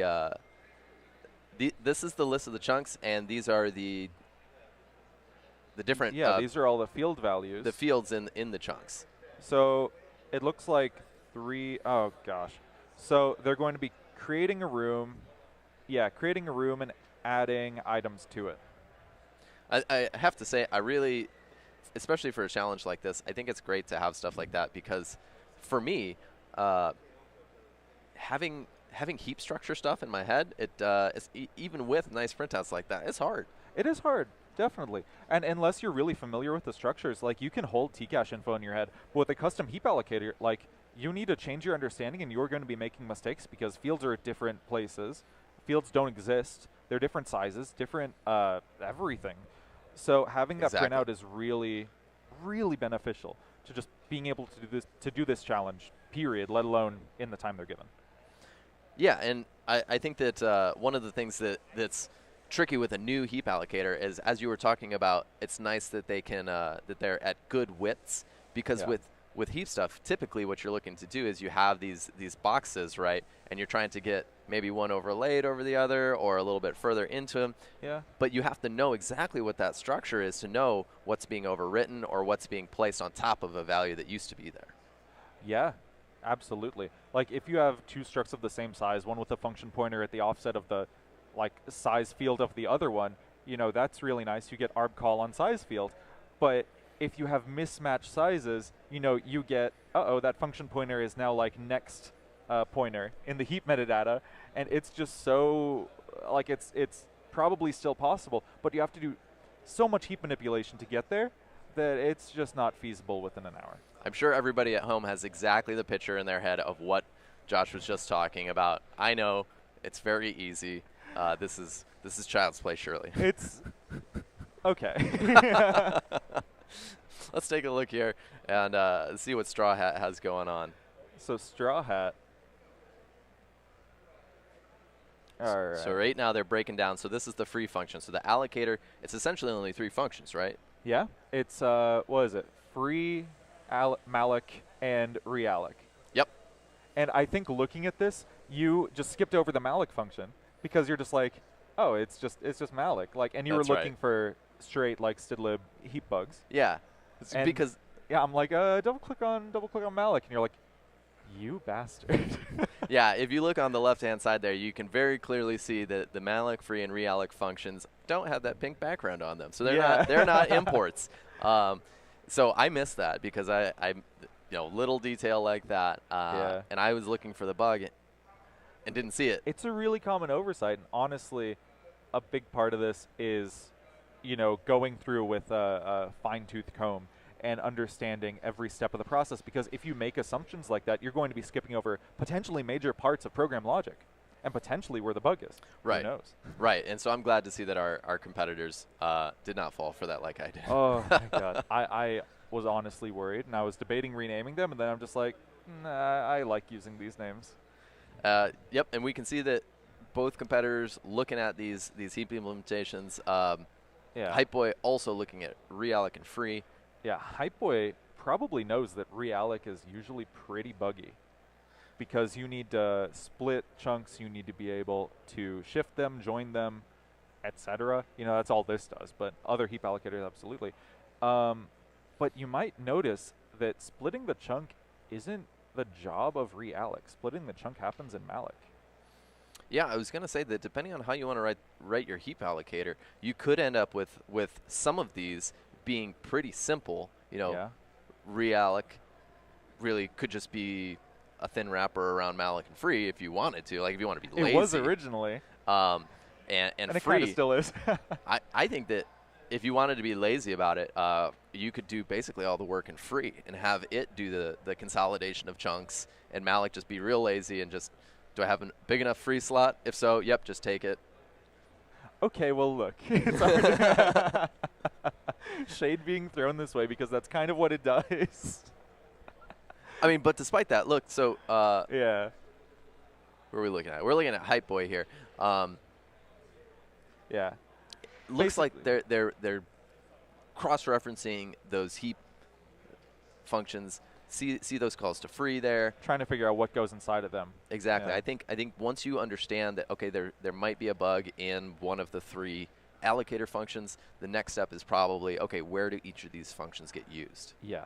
As far as I'm aware, the only bug in this program is in the heap allocator. It's very possible that there's another bug somewhere. Like, I'm not a perfect programmer. and I would be delighted to see it because I've I been would saying be this too. I've been saying this whole tournament that I want to see a challenger come up with an unintended solution because I know it's a Yeah. possibility. We've had a little off from intended solution, but we haven't had, fully just wrong place, not where we expected at all. We Mm-hmm. thought this was sound. Like, I want to see someone just tear apart my code. Yeah, and Well, especially for this one, which I think the intended solution in this one is it's not simple, right? This is a tough challenge. yeah, this is, I want to say, the hardest challenge I wrote for this. Both very good teams. We were saving it for later because we were worried that when players were just getting used to this, when players were still very nervous about competing, that they wouldn't solve it in time. But we're pretty confident that this won't go into sudden death, obviously, otherwise we wouldn't have fielded it. Yeah, a lot of quality control on our side is really focused on is this hard but solvable. Yes, And- absolutely. And so we've got a couple of levers that we can pull in this regard. We've got hints. We can add symbols or have explanatory stuff sort of sprinkled in. Oh yeah, and with nerf challenges, we've added win functions. We added like unoptimized just gadgets in there. So And I'll also say that the sudden death challenges that we've seen so far weren't necessarily the ones that we thought were going to be the ones that would go the distance. absolutely, I honestly chalk that up to nerves. Yes, it's truly a difficult situation to try to succeed in, and Yeah, it's a different situation than these teams have been in before because they've competed in countless CTFs. Oh, Like, yeah. they got here. They're used to being here. You work in your team. Every team has a little almost enclave where they work with their teammates, and then you get over here. You're alone. You're Yeah. against another team that you don't know the person potentially. You're on like unfamiliar challenge. You have to use tools that you might have installed. You might need to download them. We saw with the LEB 128 package that you needed to download the tool because no one had that, obviously. Well, I think MMM didn't end up using it, right? Oh, you're right. No, they didn't end up using it at all. But it just goes to show, like, it's a very different situation, and the amount that plays into it just can't be overstated. Yeah, it's a different game, and I have been in the CTF scene for a long time, and one of the things that I picked up on after the first few years of playing is that it's really a big morale game. It's a psychological game. Do you feel like you have momentum? Do you feel like you're making progress? And this is a different situation. You're just behind this wall, and it's just them back there. They don't have their teammates to like bounce ideas off of, and all they have is another fierce competitor sitting across from them, and they don't know how far that person's made it yet. Yeah. A big part of CTF is social and interaction and, rubber ducking, bouncing ideas, working together on an exploit. Because we're, as commentators, we've really found out how easy it is to see bugs in someone else's code. And we know this obviously from like work too, is it's so much easier to see bugs in someone else's code when they're just sitting there writing it and like they're saying their logic out loud and then they write something totally different and you're like, that's not what that does. They're like, oh, damn, you're right. Yeah, it is always easier when you're one step removed. Yeah, even a 10x programmer, a 10x hacker needs someone to work with sometimes. Oh, I totally agree. And I think that with this tournament in particular, we've seen a little bit of teammate rotation. Yes. But a lot of these challenges have been pwn challenges, and a lot of them have been the same competitors for absolutely most of the challenges. Yeah, or we've had people switch off because they're just like, this isn't really my forte. I'm not doing well solo. I don't really want to be under that pressure. Or they're like, you'd be better at this. Like, go for it. These teammates all have major confidence and trust in each other because you're working on these challenges. You're spending, 16 hours looking at one challenge, and then you have to be able to comfortably hand off your script to someone else so you can sleep. Yeah. And trust them to not like burn it all down or ruin it or like waste those precious hours in the competition. Exactly. And we've seen that really. I think the best example was the Python challenge yesterday. We saw some fresh faces, and one of the competitors was not the person who had played previously for their team, but then they executed an extremely fast solve. So clearly they had a specialist on that team. They knew, hey, this is going to be your challenge, and it worked out for them. Absolutely. And I think really working with these people for so long and working in these high stress, fast-paced environments, really you build knowledge of who can do what the fastest and who can do what the most consistently. Those aren't always the same person. Exactly. Yeah. And I've heard this from a number of my friends in the community, and I'm talking to them about what makes their team good. And I think a big part of it is really understanding your teammates' strengths and knowing I'm really struggling with this. I'm going to turn it over to this person or go to this person because I know that they're good at this sort of thing, or maybe they just look at it differently. Like we're both good, but we look at it differently. Looking at it differently is major also because it's so easy to get rabbit holed and just like stuck. Oh yeah, and that's key when you've got a teammate to say like, I don't think that this is the way to go. Yeah, this is it, guys. This is memcopy. And it's fun to see the different approaches that people have, and I mean different in every sense of it. I know one good friend of mine, he is a very fast hacker, but he has another teammate who's also very fast. And I said, so which one of you is faster? And they looked at each other. They said, well, he types faster. Yeah. But I have to delete my stuff less. Yeah. And go back and fix less. So we're probably about head and head. I worked with two really good friends all throughout college and RPISec on like crypto challenges and some reversing, some web. And we all have different strengths. And I remember specifically one DEF CON quals. We split off from the rest of our team, went into a different room, and just like closed door, like locked. We just had a big whiteboard, and we're like, okay. And we all took a different part of this crypto problem, and at the end, just like put them all together, and we got this solved.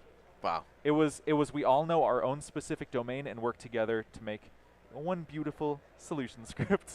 Yeah, that's great. I mean, and the divide and conquer approach really works, especially when you've got some of these finals problems are massive, right? Or they'll be, you know, a common sort of thread, but okay, so here's the same mini problem, but solve it 1,000 times, right? Could be one problem. And finals attack defend, you need to submit patches for it too that don't break SLA.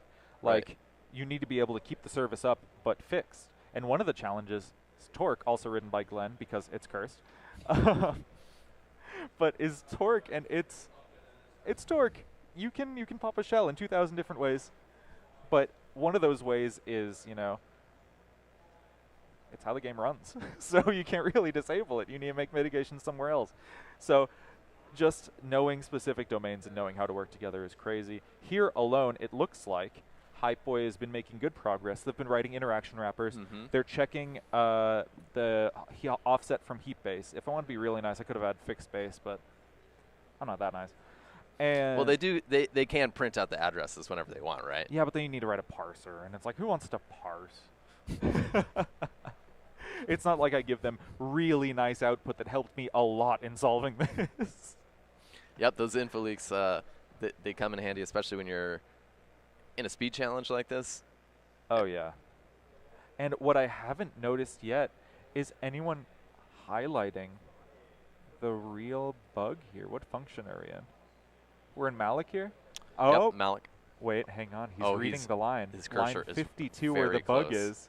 His cursor's he's very walking close. through it. If he does size minus delta, he's just checking size. So I did this exact same thing. I looked at that exact thing, and I was like, huh, I wonder why he did that. And then I forgot to comment it, and it just went out of my head. I really want to see the comment, this is the bug, or like. He's thinking about it. Oh. So the bug here being that you're checking the wrong size field is bigger than twice the size. Or, sorry.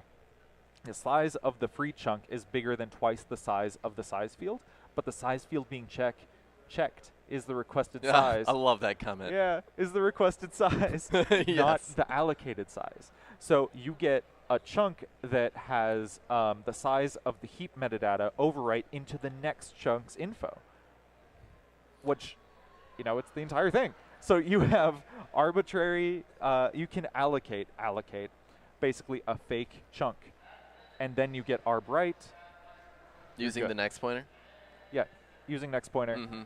And it's what's going to be really important is the second part of this challenge, which is finding an offset that they write to that doesn't cause a next pointer to be an invalid deref and crash. Ah, right. Yeah. So that's the second part of the challenge. There's a couple of pieces here. There are a couple of pieces, but Straw Hat, finding the line with the bug is big.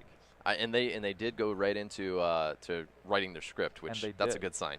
Now, over on Hypeboy, it looks like they're walking through the removal code. I really hope they've looked at malloc and everything. I think they have. We did see them exploring, looking at the implementation. I Okay. don't think we so saw they them. know it's not standard. Right. And the category of this challenge we gave them was custom heap allocator. So they should came in know. knowing. They came in. They really should know. We made sure that they weren't gonna, just scan over it. But I really want to see. I think right now they're looking for double freeze, but they're noticing. No, they're not looking for double freeze because they're in add room, remove room. So I think what they're trying to do is make room size mismatch, which is close. Well, I'll say that if the category is custom heap allocator, that's still, a number of bugs could be under that category, right? Yeah. When I was developing this, I was debating like, oh, do we forget to set free in like a chunk split, or do we forget to like update the data point or the next pointer and it points into your data, and it could be so many different things. But I think, yeah, Hypoid just going to be going through and trying to figure out, a standard heap bug. Is it UAF? Is it a known house of besides House of Barbie? Yep. I mean, my immediate thought looking at this was, okay, are we looking at double free? Is this heap buffer overflow and some friendly metadata that can be smashed? Yeah. Is it some UAF? Exactly. Is it, there was a challenge I always wanted to write that I'm going to leak now, but is it like a heap meet stack kind of thing where you get the classic love story. Yeah. Very Boy Meets World, the stack Topanga and the heap Corey Matthews. Oh my gosh. I remember those names. That's crazy. How could you forget a name like Topanga? Oh, match made in heaven. But we saw Straw Hat just then revisiting the line, trying to figure out, it looks like trying to figure out what they can do with it and trying to figure out the right structs to use. If memory serves, which sometimes it doesn't, but in this challenge it does, you can grow the list of furniture in the room to be, 32 bytes. And then the size of the furniture struct itself, 16 bytes. So you get, what is it? The size of the header is 24 bytes plus 16 bytes, 40. You get 16 byte overwrite into the next chunk. Okay, so we see that the first hint has dropped. Oh, the first hint drop. Do all chunks have the correct size? Which is definitely going to be a helpful hint because at least the size field was called out in the printing, the debug printing function. So that's helpful. Absolutely. And I think that it will be most helpful for Hypeboy because Straw Hat, we've seen, they probably know that. They probably know. So this is going to push Hypeboy to catch up. Yep. So now they're looking in Realec. They're walking through. They're one step off here. A minus 24. So the size of the chunk metadata is 24. They're going to be walking through and checking. Now, Realec doesn't do the actual allocation itself. It calls out to malloc. So that should say to them, oh, the only place where the size is properly set is malloc. So I need to check the branches there. So they're going to be going through, stepping through, making sure that everything is the correct size. I'm a little bit worried that because they haven't gone too in-depth in the heap implementation, that they're going to be thinking that I'm like under-allocating for a struct, just automatically, which I'm not that nice. Well, yeah, I mean, especially when you're reversing, the size of the struct that's being allocated is usually a very strong hint because, who's going to mess that up? But with the CTF challenge, you never know. True, but they should also be able to see. Like, they have all the info printed out to them. They should do struct recovery, know the size of it, and just be able to immediately knock out, oh, this is 16, this is 32, this is, also 16, and just say, oh, these are all correct. Mark them as correct, move on. Yeah. So I know on one side I saw the player annotating structs, making sure that they had that in their decompilation. Yeah.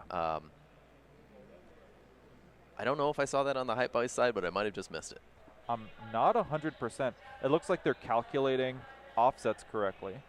So one other big hint here is if you get data minus address not equal to size, that chunk is wrong. That chunk has the wrong size. Right. Because the data of a chunk is just immediately after metadata. and they should see that. Well, so that's a little bit of a second order analysis here, which may not be immediately apparent. I mean, if you break into debugger, if you change the first step of this challenge is setting the name for the house, or Right. you can set the name for the house and get a simple allocation. If you set a debug breakpoint, print the address of the name of the house, and then print the address of the chunk, you should see, oh, this is just immediately after.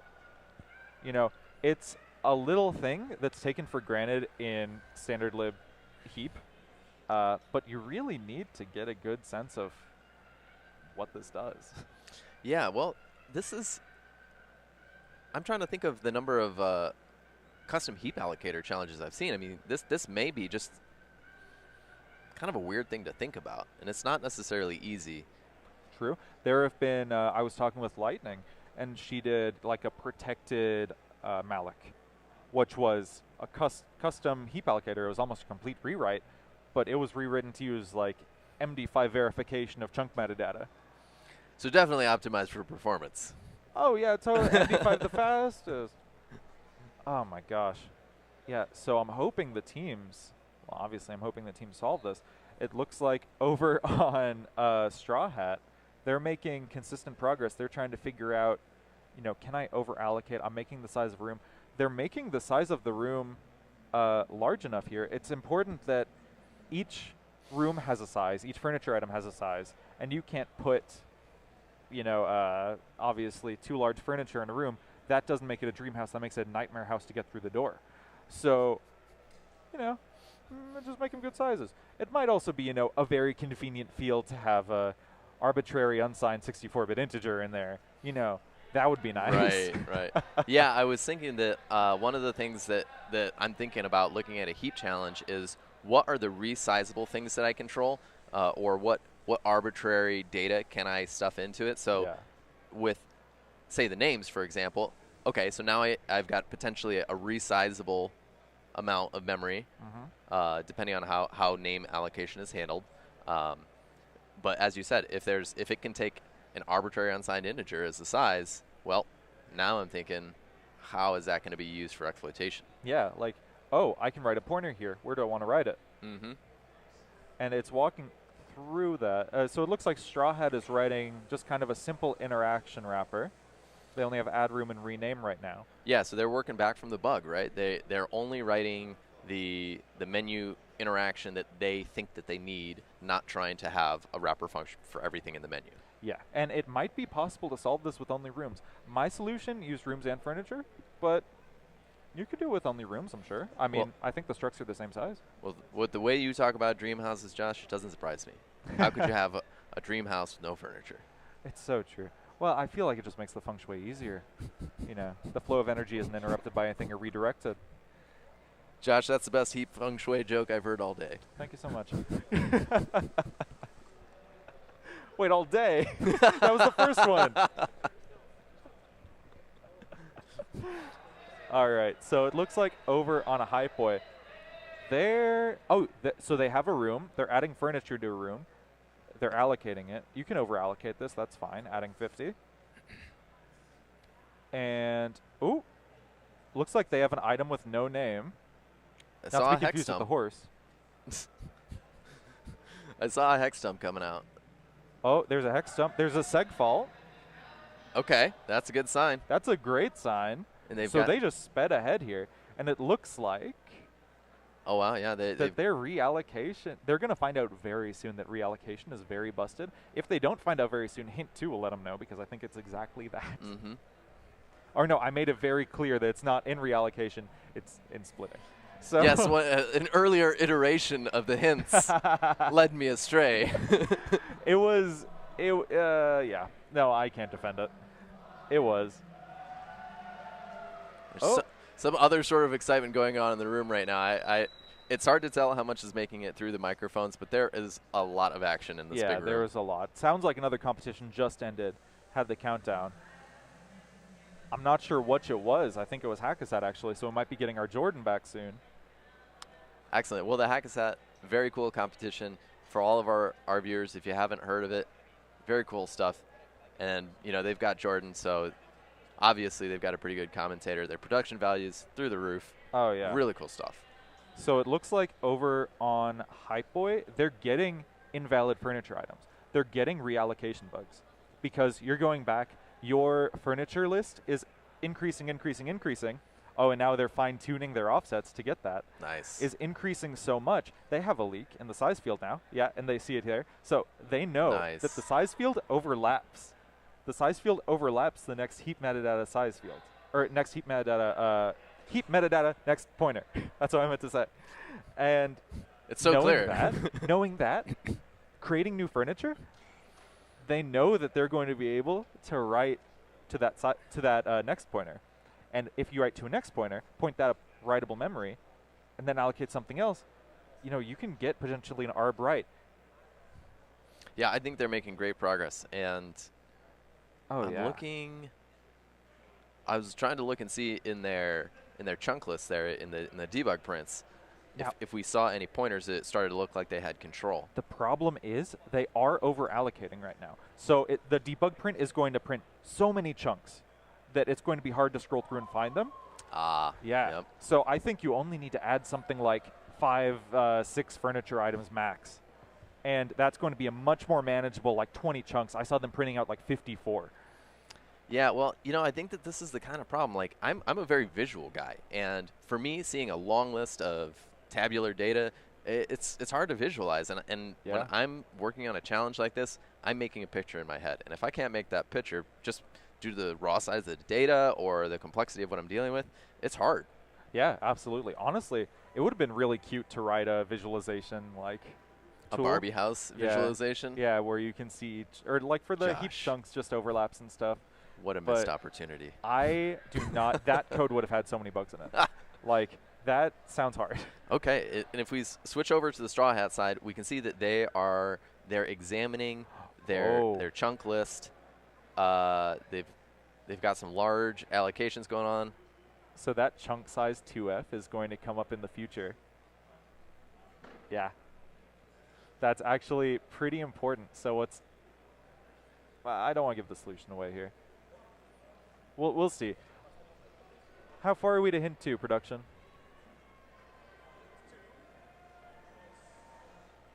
We're checking in now. Hint 2 just came up. And hint 2 just dropped. So the competitors, they have a timer that they can revisit.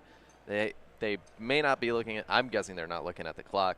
No, I don't think so. But we will probably see one of them flip over and check to see if the hint has dropped here. But they're both kind of on a roll too, just judging by how quickly they're typing.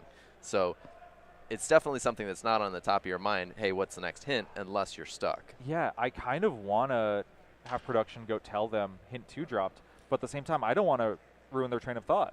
I think we don't interrupt them. We told them when the hit was going to be at the beginning. No, and I think that's the way we've been running this competition. And as you said, both of these competitors seem to be on a roll, typing really fast. It's not like they're just have a cursor hanging over, idly hovering things in IDA.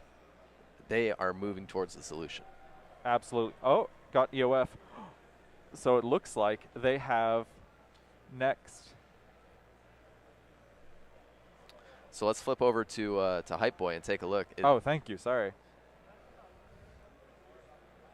Next is null, sending 50. Yeah, so it looks like they're getting. Oh, that you just need to print the state of the crash here. You're so close. So once they get control on this, they overwrite a pointer. What's the next step? So you overwrite the next pointer. Where are you going to point it to? Right before the got is pretty nice because, I think this is no rel row. You can push that right before the got. Right before the got, if they look around there, you might notice, oh, there's a very convenient field of zeros with, some other bytes in there. So you could point it right before.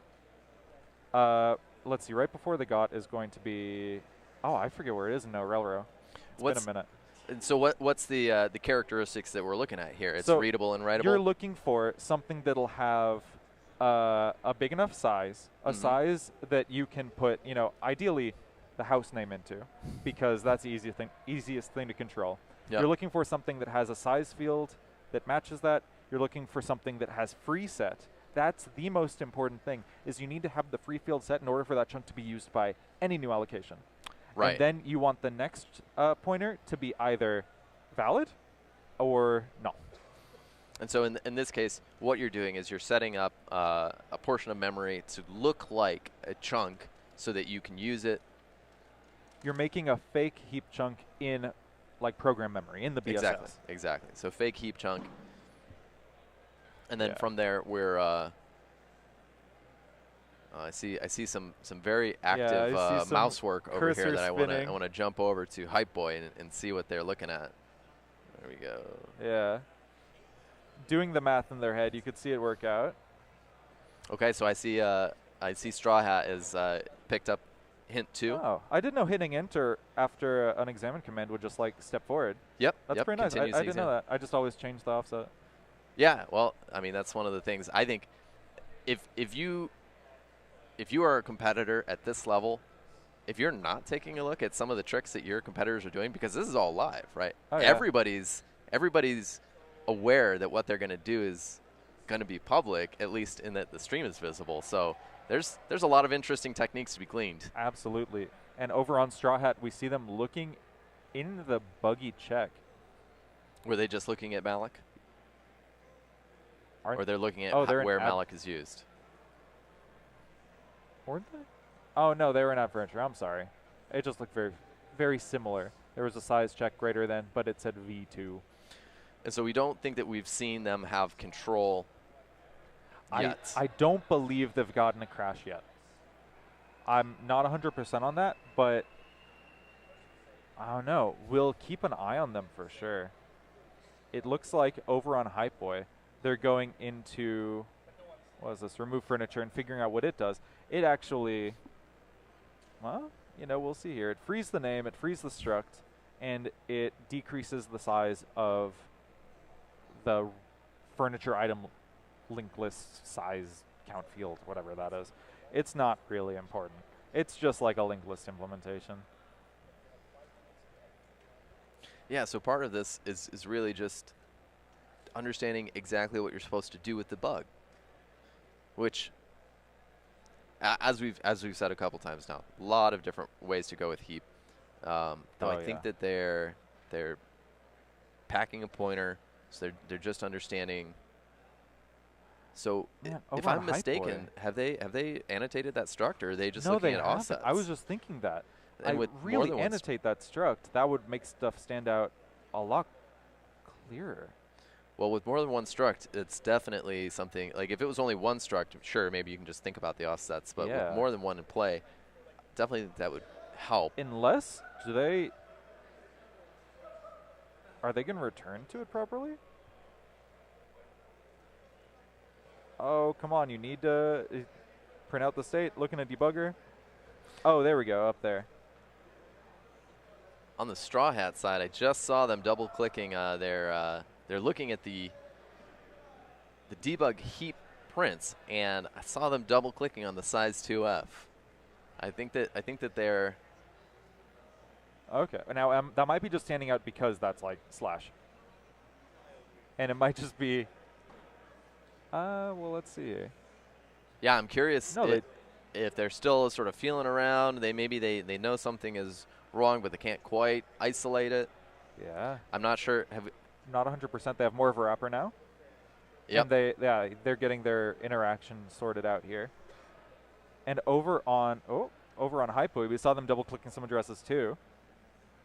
Figuring out what the offset is. Oh, they have a wrong size field. Size is OX980. That's super wrong. So I think they have a write into the size field. They need to shift it 8 bytes forward to get an overwrite into the next field. They are, 8 A's in their payload away from getting next overwrite. And if they annotated the struct, they'd know. How long? 8 minutes to sudden death. Wow. Yep. Well, we knew this was going to be a hard one. It is going to come down to the wire here. Wow, it really is. And if we have to go into sudden death, that's what we'll do. We are We're Oh, already running a little bit behind due to some technical difficulties we we had. are, yeah. We're cutting into our lunch break here, that's for sure. No, but we do that for you. For the love of the game, isn't that some slogan? It sounds Oh, familiar. It does, yeah. Oh, Oh, item on the hype OX7F something. boy side, we're seeing some corruption go down in that debug print. Oh, yeah. Okay, and they're going to leak that out. Print out their leak and figure out what that's. It looks like they have metadata misalignment, maybe? I'm not 100%. Well, so if you can adjust the size on this. Well, you can get a size overwrite, but just as easily you can get an X override if you shift your data forward 8. So if you're you at 8 more bytes. Right, but if they're trying to leverage that, the size is incorrect here. Is there any way you see the exploitation from there? Yeah, totally. So, I mean, because it is a sequential heap allocator, it's a little bit weird because you're going to try to write past the end of program memory. So I think what you might get is an allocation after, then corruption of size of the chunk before, and then you get full override of the chunk after. But the important part is you get an allocation after you get you get an allocation after it before you get the size override. So you're actually able to use that size. Right. It's, that's an option. As you could tell by me kind of stumbling through it, it's harder. It's not just, you have control of the next pointer in linked list. It is a way to get next pointer control. So they might take that path to it. Yeah. Once again, yeah. Because we saw them not annotating structs. They might have a good mental layout of what's going on here. They might be comfortable with that. That might be completely within the realm of possibility for them. Oh, I see them putting out some function pointers there. I think that they have an idea of where they're trying to go. On the lower right hand side of their screen, you can see them printing out some pointers. Oh yeah. All right, let's take a look at Straw Hat real fast. Straw Hat was just highlighting the buggy line. Yeah, I saw them returning to their comment there with the triple question mark. Here we are. It feels like they're still trying to work out what can I really do with this. They know something is wrong there. And they've highlighted the bug. They've got the comment that nails the bug. They need to figure out how to hit it. And if they do C times OX20, OX22, or sorry, just 22.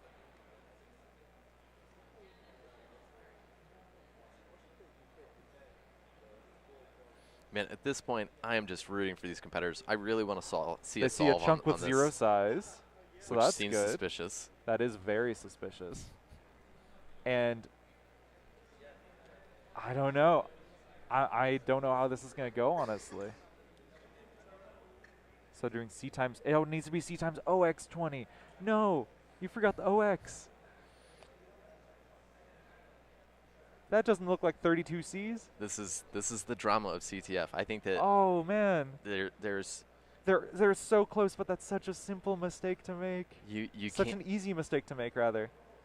Yeah, and you just if you've played, you can appreciate the heartbreak. To know that you were so close, or that there's one little mistake that got you tripped up. You didn't know that you made it, and then you spent like an hour or several hours going down the wrong path, or thinking that what you were looking at wasn't viable when it was in fact the bug. Yeah, I mean happens all the time. They annotated that line early, and then they just moved on to other things. Yeah. So I don't know if they were trying to figure out how to hit it. It's fairly straightforward to hit it. It's from every malloc call it can be hit. Well, on the Hype Boy side, I've seen in their debugger, which they just had up, looks like they're making progress. Let's see, what are they doing here? They're close. So stepping through, they have invalid items in rooms, which is right. That's great. They're going through. Oh man, it looks like they have a consistent leak. They're just trying to figure out what to do with. And they're checking where their allocation goes. I think they're looking for allocation into program memory, or BSS global memory, which is the right approach. That's correct. And so the path exploitation that it looks like they're going down is that they're looking to stage a chunk, a fake chunk, and then use that to overwrite a function pointer. Yeah. Correct? Yeah, that's correct. And you can overwrite function. You can overwrite function pointer. You can. I think I just put an admin terminal in here. Did I? No, I put a win function in here. That's right. So it's it's overwrite function pointer to win function. Which I didn't necessarily see either of our competitors playing with that win function, though certainly they may have just looked at it and said, yep, this is where I'm trying to get to go. Oh, they know there are 2 minutes left. Oh, man. It's possible, but it's going to be really close. Yeah, capitalizing data. Capitalizing data isn't really a sign of forward progress. I'm worried here. 93 seconds. So we just saw over on the Straw Hat side checking the timer. I wish we had a giant digital clock counting down over there, but really that's what they've got to gauge how much time they have left. Yeah. They feel the pressure. This is going to be tense. And it looks like both teams just kind of sitting there, stalling, just looking, trying to figure it out.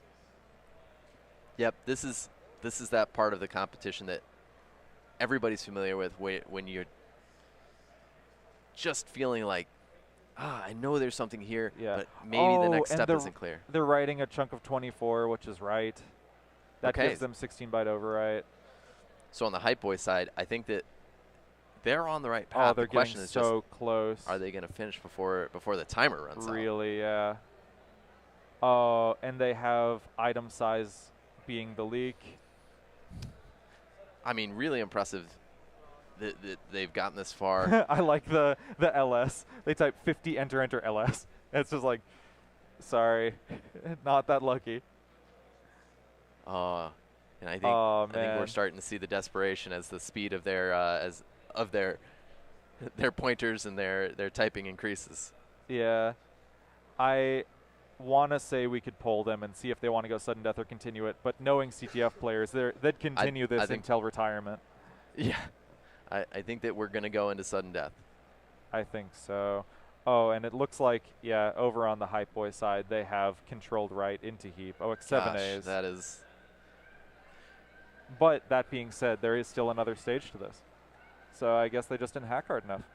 Well, ultimately, that is really the only thing in CTF is that you either figured it out or you didn't. I mean, challenge could be broken, but barring that, I validate it.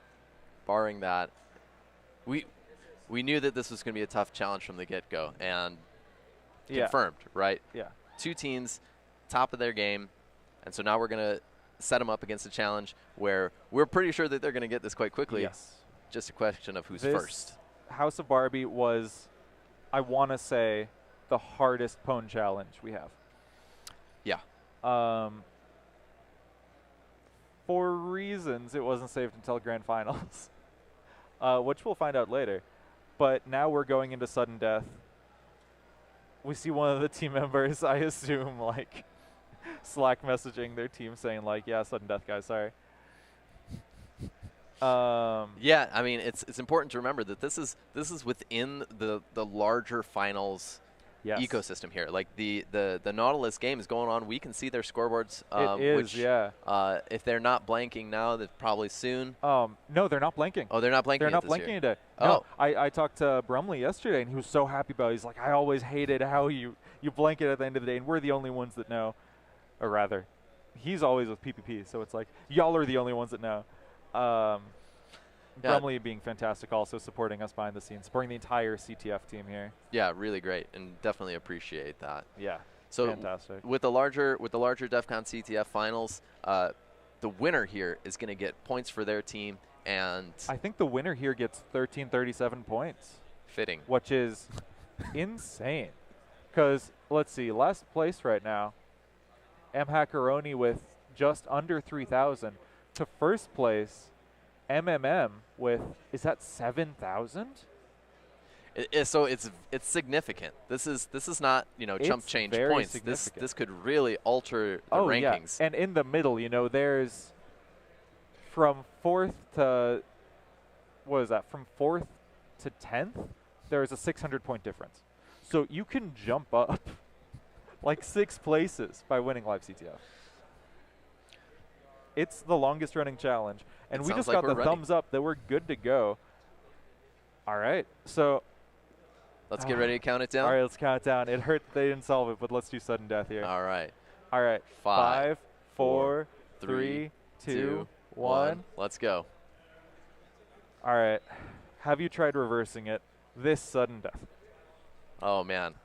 This is an old joke from a long time ago. When we put on Hack the Vote at RPISec, we had a intro test submission is working challenge. It was category reversing, and we just print the flag reverse, and you need to flop it. Wow. So this is also because our pwners hated reversing, and our reversers hated. Our opponents hated reversing, our reversers hated pwning. Sorry, hard to reverse that. And it was kind of a joke, like, they'd always walk over to the pwners and be like, oh, have you tried reversing it? So this challenge is made by Glenn. It's called Did I see a decomp failure on IDA? Was there a decomp failure? I think that's what's happening. Positive SP value, something like that. So, this is the risk. Everybody's using IDA except for, I believe, one competitor was using Ghidra. Yeah, there was, I think just one using Ghidra. You're right. And this is a risk. If you now, I believe that any competitor at this level is going to be able to read this disassembly and figure out what's going on pretty quickly. But we see Hypeboy scrolling through the disassembly right now. I've got to say, as one of the few non-Vector 35 members here, that if you think that LiveCTF is testing their challenges in Binja, that's probably a pretty good bet. No, we test our challenges and everything, honestly. Really? Yeah, we really, really try to not, we do not write challenges to make Binja look good. There are some challenges where it looks worse. There are some challenges where IDA looks worse. We didn't test Ghidra. Oh, that's a big diagonal arrow in the IDA graph view. Yeah, you don't see that very often. I haven't seen that before, no. I don't think I've ever seen that. Okay, here we go. So now we've got, looks like there's a fix up there that resulted in the decompilation on one side here. And then straw hat. They should be able to tell that this is a string. So, yeah, looking at those numbers, I'm guessing that's ASCII. That is, in fact, ASCII. Thank you for asking. Sorry, I should save it for the full screen us cam. No, get your dad jokes out now, Josh. I feel like we're going to be done here soon. I have terrible news. I'm never going to run out. I'm so sorry. If that impacts your choice to continue doing this with us, I understand. I'm going to need a minute to chew on that. Let's flip over to Hypeboy. So Hypeboy, they pulled the string out, so reversing it, yes, I have tried. Except, Oh, I see Anger coming out on Straw Hat. Anger is incredibly overkill for this. This is a string compare. This is a string compare to running your shellcode. We're seeing Anger on both sides. Are you? We're seeing Anger on both sides come out. No module named. They're installing Anger. That is not a fast installation last I checked. No, lucky that thing might is, cost them some time. The very, very lucky thing is they're on our organizer internet up to the internet, so they have really fast download. Wow. On GameNet, that would have been slow. Wow. Oh my goodness. Okay, so we see Anger installed as root. Did we see a sudo pip install? We saw a sudo pip install. All the rules are being thrown out the window here. Maybe they're running in a Docker container. It looks like they are. Oh, okay, well that works. Oh my God. And Anger coming out on both sides. This is an unexpected turn of events. We are watching an Anger race. Anger race. It is a stir comp. Yeah, and with the decompilation that we're seeing on the Straw Hat side, I'm guessing that the number of equations or equality checks there, that may have been what has driven them to check Anger. You see, it's all ASCII. Indeed. And I believe that you can look at each one of those indices is decreasing, and it's a character by character, but they're under so much pressure that they might be jumping. It out. They might have figured it out. Yeah. Okay, they're just going to write a Python script to pull out what it pull out what it is. Okay. Okay. I was really worried there for a second. Oh, wait a minute. But over on Hypeboy, we see Linux x86 shellcode. That's a good sign. Yeah, they're pulling it up. Not using shell plus null byte. That's not going to work. You need your payload first. Yes, I've tried reversing it. They put it. No, put it first. Put it first. But they're on the right track here. They are on the right track here. That might work. I might not remember the Python 3 challenge. Oh yeah, they're under pressure. Seems like maybe you should. If they swap the order of those two, their shellcode and you mean if the they string, reverse the order? Oh my god. It's meta. Yeah, if they reverse the order here, they on get the a Straw shot. Hat side. No, don't put it at the end. Oh wait. Oh my god, they just totally rewrote their shell. Okay, they threw out the other thing and they just have another. On the Straw Hat side, we see them. Wow, you clearly have to go get a shell. Continuing to look at this. Oh my this goodness! equality. It looks like Hypeboy is going to run away with it here. Straw Hat, real fast, still running their parser. Oh yeah. Hypeboy over here, should run it from remote. What it said? Didn't they get a shell? Oh, now go get a shell. So they got the yes, I've tried reversing it right. But oh, that's yeah, and Straw Hat's still so continuing to fix their script and isolate just the pieces of the equality checks. I think that they're still going down the road. Yep, when we can see them printing out what the response is going to be checked against. Everything. I'm going to keep an eye over on Hypeboy because if they just swap, if they just put yes, I've tried reversing it in the beginning, they win. At this point, it's really a pressure cooker. They're already exhausted from the challenge that they just went the distance on. They are. Over on Hypeboy, they think it's their shellcode that's wrong. Oh. They are so close. But really, all you need to do is just put the string before, because it's comparing from 0 index. Over on Straw Hat. Oh. They're going all in on parsing, this string manipulation with Python, which under this kind of time pressure. Yeah, you see that the indices are reversing. You can honestly just reverse those lines and pull out the ASCII character. But yeah, gosh, this is tough. Yeah. So it looks like they're trying to extract out the numbers and the indices and then remap everything into a string, but might be a little bit of overkill for this situation. Yeah. Hypeboy going through in the debugger. Looks like they see that. Is that their shellcode that's executing there? Yeah, that looks like it, but then they have an IMAL. So something went wrong with their shellcode there. Oh, it looks like maybe they're oh, no, they're in ops. Or maybe that was just no, they're in a non-destructive operation. Have OX90 NOPs, right? Oh, and then they have nulls. So it looks like they just have something has gone wrong with that shellcode. Yeah. Oh, maybe your input gets reversed. I forget. But, oh, man. Under big time pressure here. I would definitely, the reversing of the shellcode seems very on brand for this challenge. I haven't gotten a good look at the disassembly. Yeah, it does, I think, reverse your entire string. Which, very quick fix in a Python script to reverse your shellcode. Here we go. Now, Hypeboy seeing that their shellcode is reversed. Yep, looking so at that call. they need to know now that, and here we go. Here's just the colon 1. Square bracket, colon 1. Colon 1. I think this is going to be it. Yeah, that's it. Hypeboy going to run remote.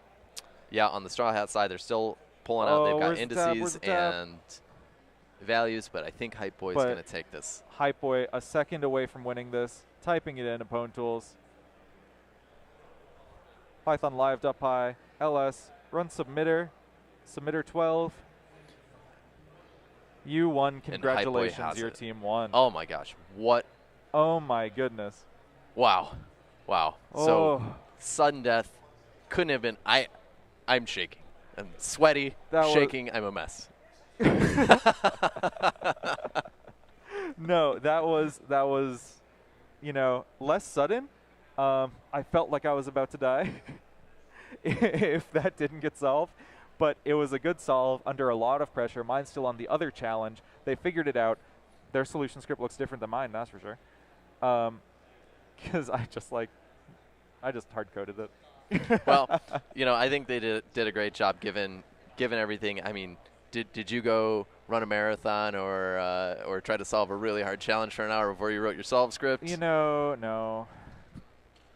But still. These competitors, I mean, no, that hats was off. good. This Absolutely. and this truly is like a marathon competition to be part of the quals. Oh, they've yeah. been putting themselves through the LiveCTF ringer, which is just one after another of head-to-head matches. A lot of stress. Now I Bravo. think the loser, because these teams were undefeated, so Straw Indeed. Hat is next going against MMM in the lower bracket. Let's take a look at that real fast. So the good news is they've got a chance to work their way back for a rematch.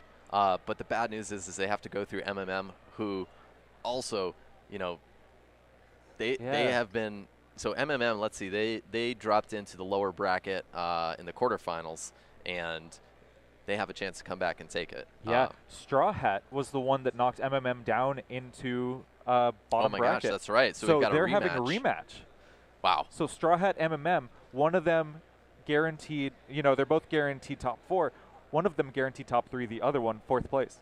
Yeah, well, this is going to be an incredible matchup. I'm excited to see it. Absolutely, me too. We're not going to be casting it for you. We're going to have Carl and Jordan on next. But we had a great time, and I hope you did too. Yeah, it's been a pleasure casting. It's been a fantastic time running this. I'm going to go run ops and hopefully find some lunch.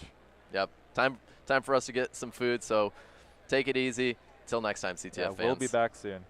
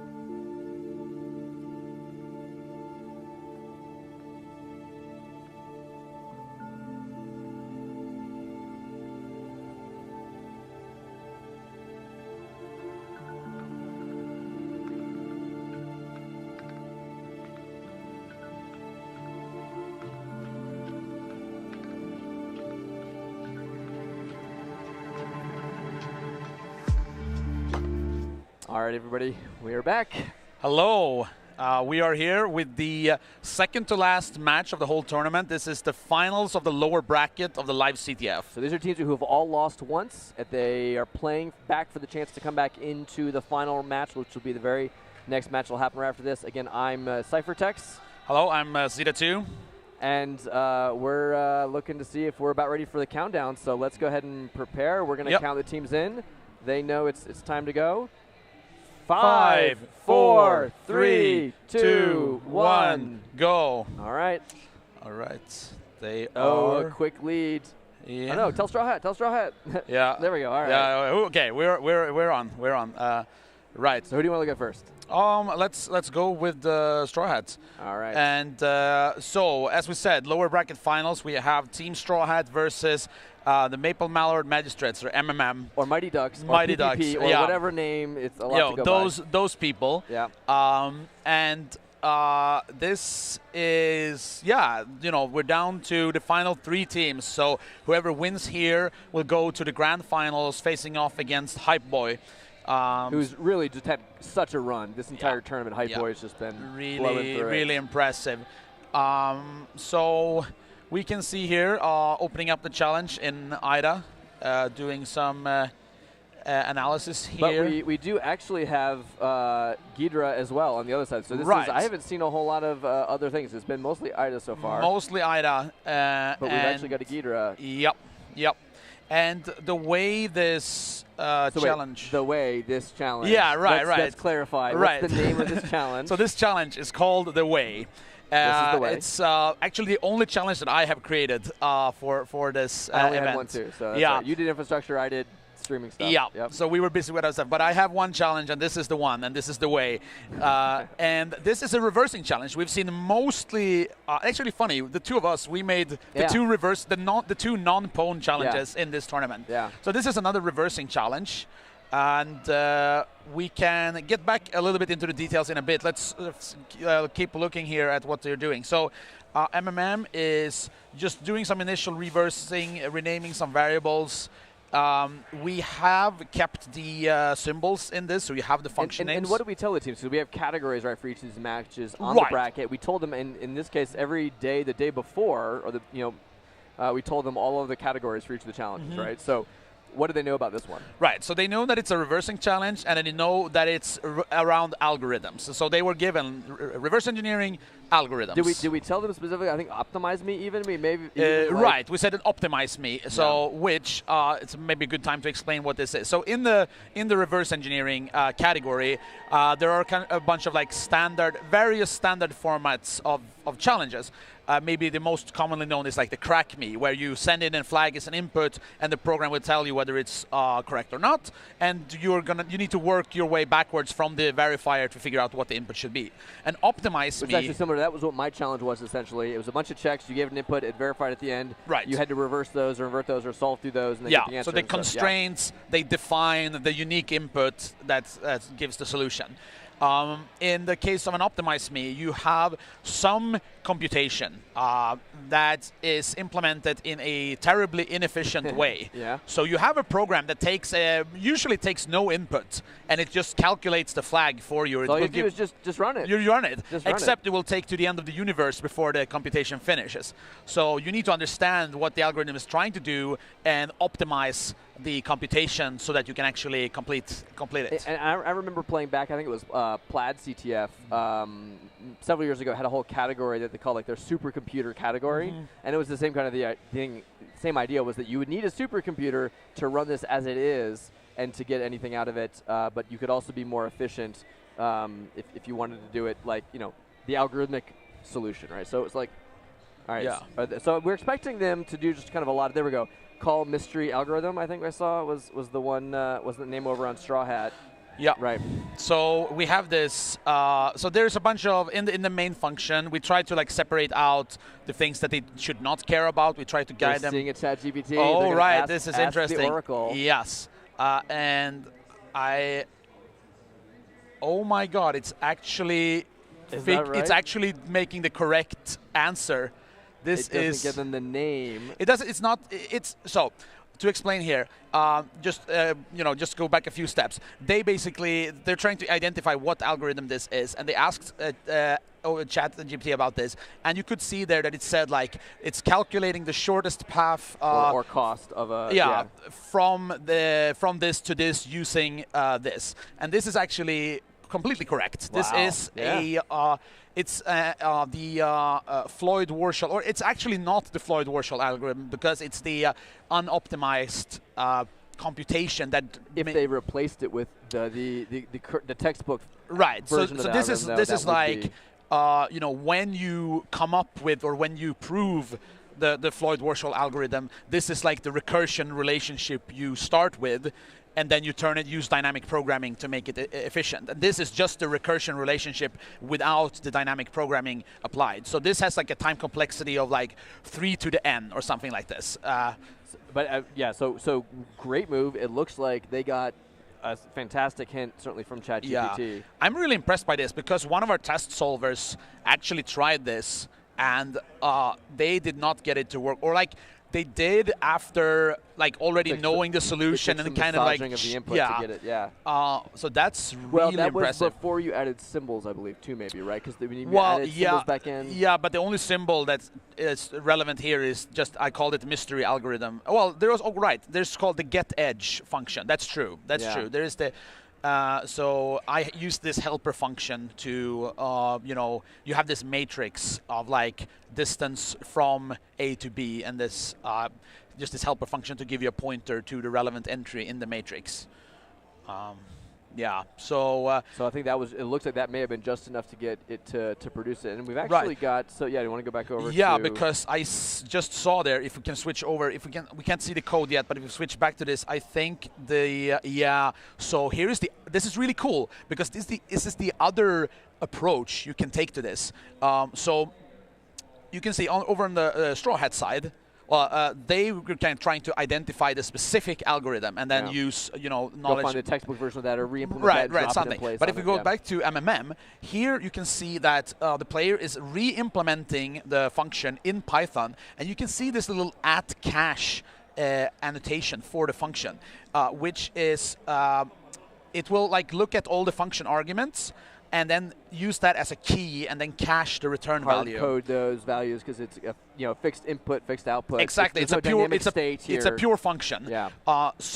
And this is actually the kind of trick for those who know a little bit about dynamic programming in like algorithm construction. Usually the way you approach is that you start with a recursion and then you identify that many or most of the various recursive calls actually are the same. They're like a big overlap. So then you only have to do it once, and then you just do a lookup for the remainder. Right, and then normally, like if you do it like kind of properly, you do it all the way and like flip it all around and compute it like bottom up.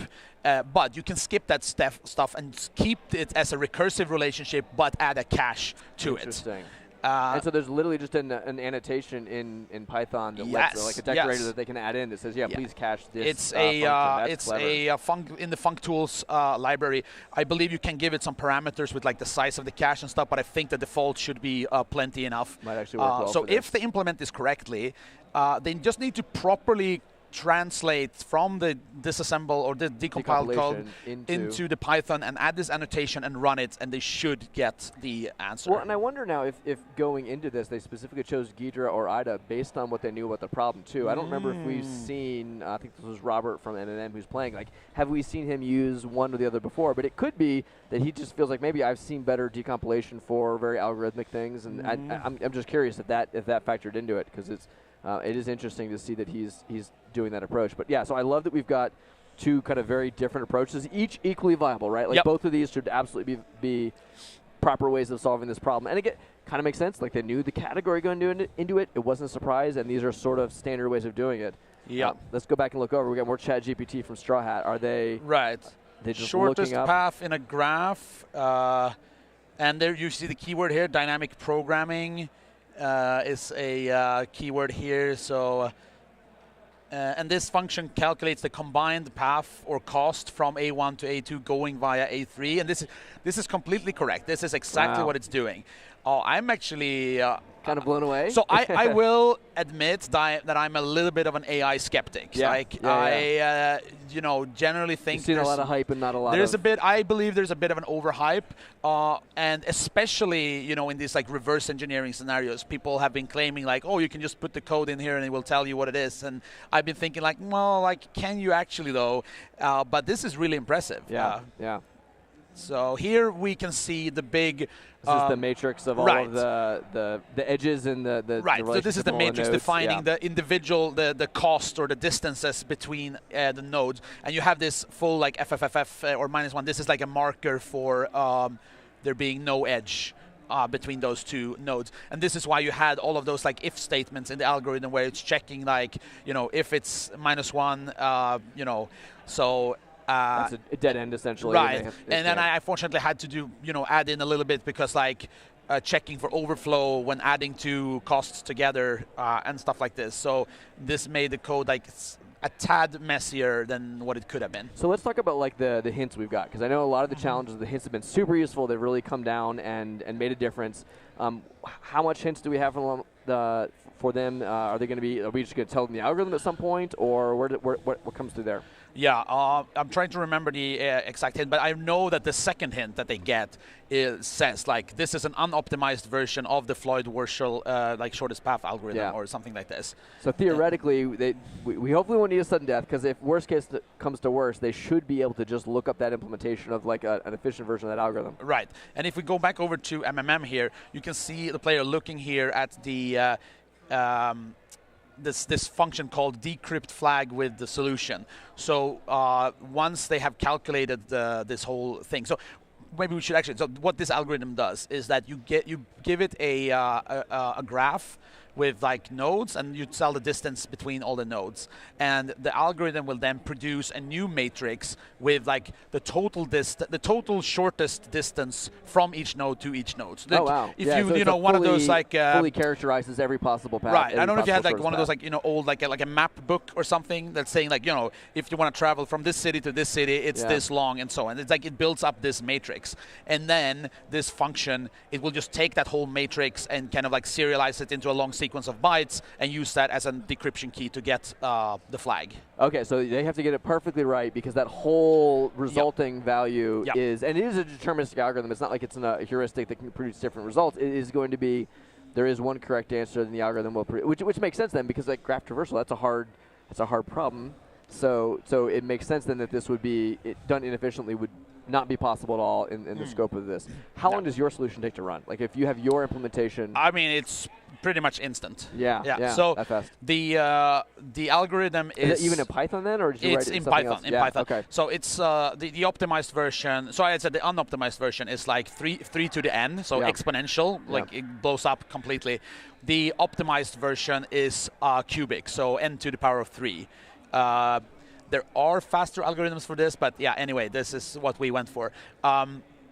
So, which is still pretty bad for like a polynomial. Like cubic is still bad. How many nodes do we have? Right. So it's a 50 node. So it's a 50 by 50 grid. So so that I made it small enough that like, you know, like 50 cubed is still a very small number.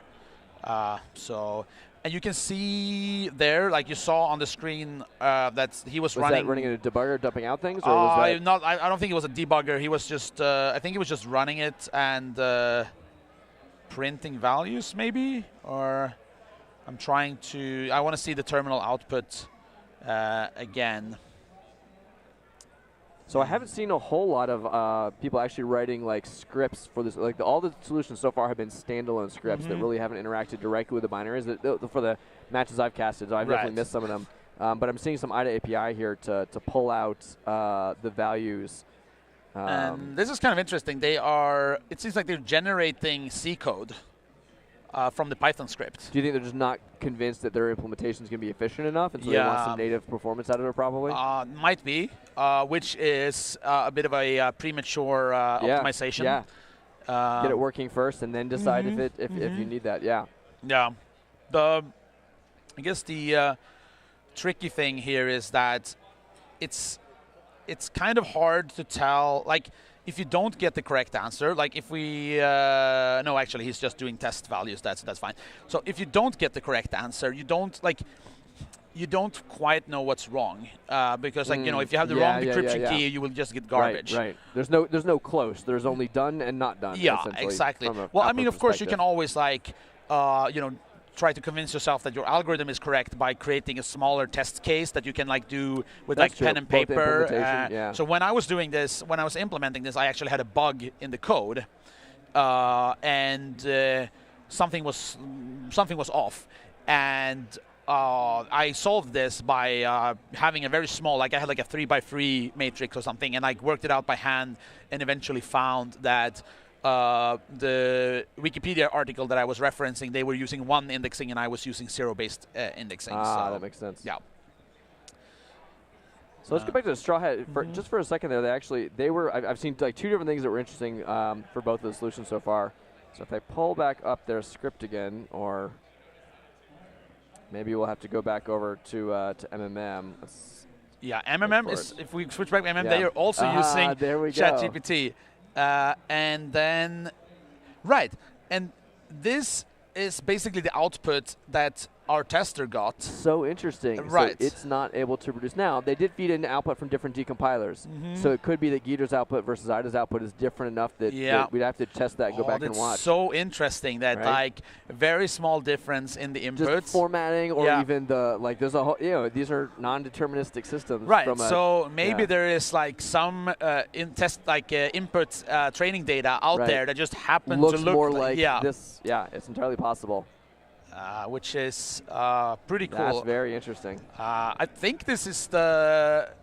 No, we might have seen a little bit of like ChatGPT in some of the other, but I think this one is where it seems to have been like actually here we useful. go. Let's look at Straw Hat. We've actually seen now the output of the script, right? So they're actually generating values that are these pulling out? Are they just using this to dump the data? So the -1 I think is the initial state. So when the algorithm starts, it creates this the memory to hold the results. Well, I see 50 lines. So 50 elements, 50 lines. This is just essentially this. I think they're dumping the raw values of the grid. So all the -1, that's like the initial state before filling out the values. Yeah, but so some of the rows were -1s and some of the rows were not. No, but there was this big block, of -1s, and then there's. So I think in my code that generates the problem, about every 5th edge is a -1. I think that's like I randomly generated the input graph. So, yeah. Although you can see there in this Google search history, Torque, poor CTF players in the main event. One of the challenges is a Torque 3D engine script. So I know that a lot of people suddenly became familiar with the 3D engine they weren't beforehand. Yeah, and. Oh no! Verify that you're human. Yeah, you type too fast. We're gonna see a CAPTCHA.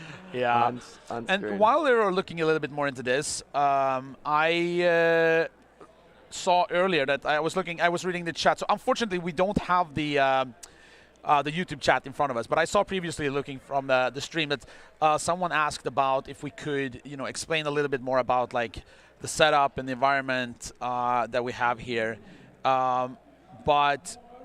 So we have behind us, behind this wall, we have the players sitting across each other at a table. So like they were really like face to face with their laptops. They are on a kind of isolated network. They can reach the internet. They can reach the game servers that we have on that network.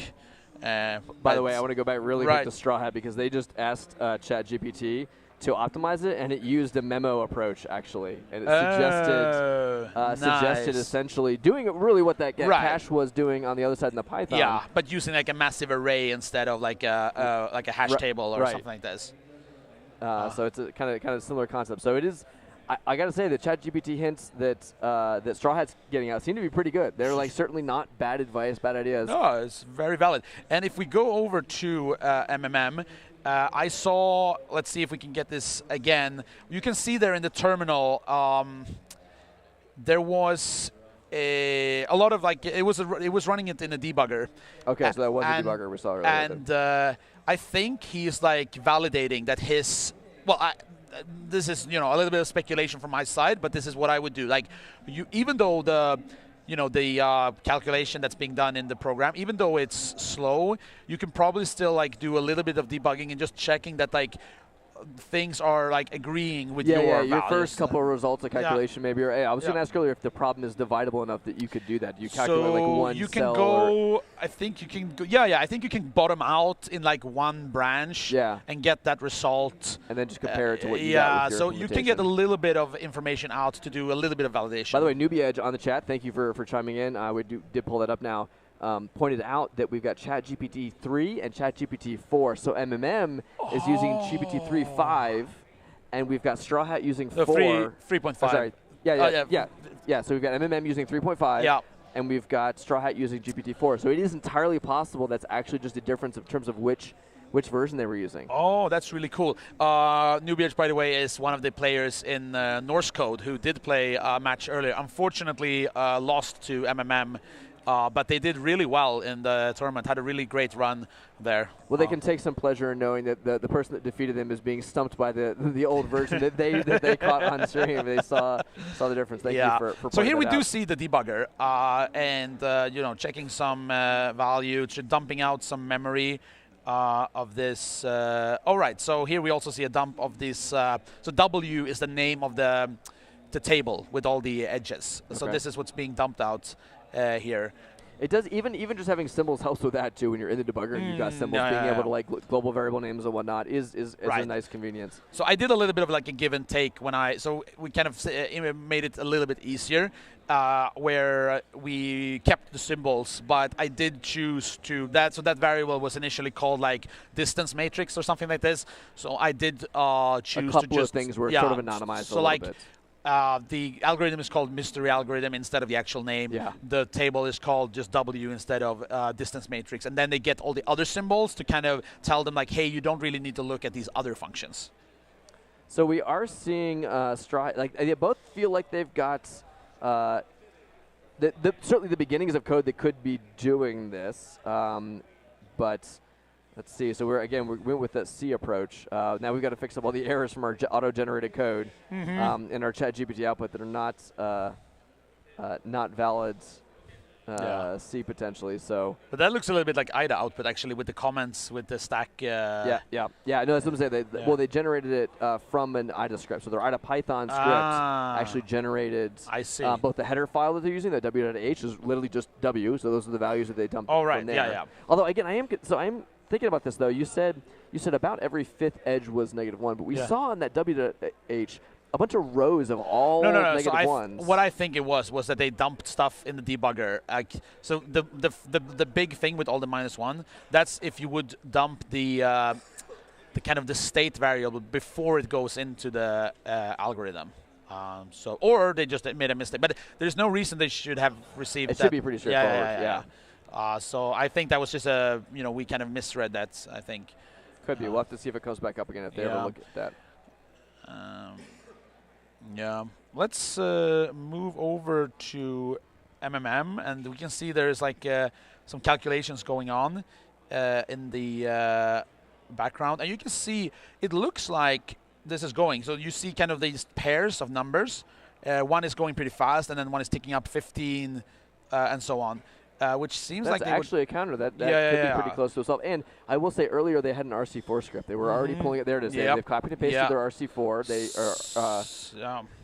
So they've got the code. I mean, it's entirely possible that this is a working solution. We won't really know, just like they won't, until they run it, right? As you were saying earlier. And then, of course, you also have to be very careful here how you, so in Python, because you have these like as integers and you need to pack them, make sure you get like the NDNS correct there. And there's a lot of little fiddly bits that could go either way. This is like the, there's the flag. That's the flag. Yeah. So now he just needs to connect to the server and submit this, and that's the solution. That is it. Congratulations. We've got a win wow, from MMM. Played Reds. their way into the final. Really well done. All right, yeah. let them know. We've got a winner. Yeah, that's really, really cool. Yeah, that was impressive. I think it was really cool to see both the different approaches. It was cool to see chat. I mean, I will admit, even though my skepticism, it was cool to see it did work, even though they didn't win. Like, well, I think that just the speed of it came down to they just kind of got beat on speed, but the approach was sound, and and they may not have even honestly been that far off just looking at where they were and looking at what they had done. No, totally. Yeah, I think I don't know if there is anything else to add at the moment. Not for this round. So just as a reminder for the bracket for folks, this now is one match left. We have the final event. The teams that score, the number one team, the individual scores for their team will be getting 1,337 points in the main CTF. Yep. So I think though they've blacked out the scoreboard. Yep. They've brought us actually up on the projector just now to see the end of the game. So for this last match, if you're in the capture the flag room, we'll be showing showing the match in here. All the teams will be done because our last match happens in 30 minutes, which is actually after the main CTF ends. Yep. So it is the last possible points you can score for your team. Right. Although I think MMM had a pretty solid lead yesterday, so depending on what happened today. Yeah, they are in a very good spot. Also, spot. they're in the grand finals here. So even, I mean, of course you want to win. Yeah. But even if they lose, they still get a good amount of points. I think the difference between 1 and 2 here, and again, I don't remember where Straw Hat was on the scoreboard before it. They were in a good position, but they may have been like 4th, 3rd. Yeah. So they're both kind of solid teams. Yeah. But really would have mattered if it was one of the 2nd or 3rd place teams that was behind MMM at the time. If they had come into first and MMM had ended up last, that's really where you might have seen LiveCTF impact the main event. But it's unlikely. That said, I'm really excited to see drama. We've got a really fun challenge, I think, for the finals. I'm looking forward to seeing how teams approach it. So it's going to be really cool. So we will have the grand finals of the LiveCTF coming up in about 30 minutes. We will have MMM against Hype Boy. Yeah. It's going to be a really cool match, and looking forward to it. So we will be back in about 30 minutes. We'll see you then. Take care. Bye.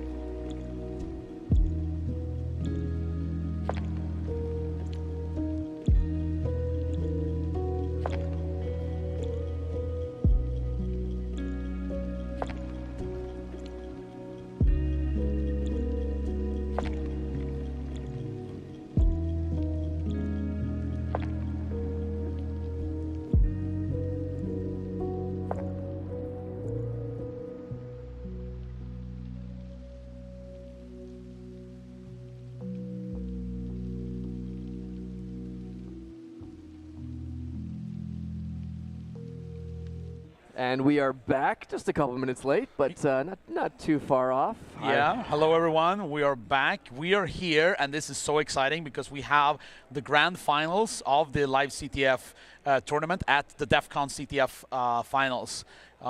We have Team Maple Mallard Magistrates versus Hype Boy. This is going to be really exciting. A fun fact is that the player playing for Hype Boy is the person. So we did this for the first time last year, and the person who went all the way and won last year, his nickname is C2W2M2. Right, and so he is the person who won last year. So we have kind of the LiveCTF champion, returning champion, yeah, absolutely. versus MMM, who are just such an amazing team, right? Yep. So there's two giants facing off here, and I think we're gonna get started very soon. So let's just wait a little bit. I think we're gonna get ready. We're gonna make sure we get some power cables connected and get into it. So let's and we have seen again we talked about on Hype Boy, we have C2W2M2 coming back as the sort of returning champion, and they made it through the first year where single elimination was even more stressful, even harder. Yep. It's worth pointing out, though, they also made it through undefeated in this round, too. So they have never lost in LiveCTF, which is kind of crazy, right? If you were to look over all the matches over 2 years, really great. But on the other side, we have the sort of pair programming team from Maple Mallard Magistrates, because we've had them swapping out between Robert and we've had them swapping into Jinmo, two of their players. And we told both teams that this was an X64 shell coding challenge. Right. And so they kind of used that hint to decide who to send. They decided Jinmo was going to be it.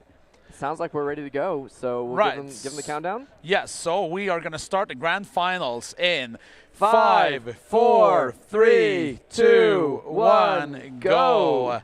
Oh my God, this is so exciting. So this challenge, what do we know about it? Yes, so we did a little bit of, we're getting with the times and so on. So the big thing this summer has, of course, been two movies that have come out.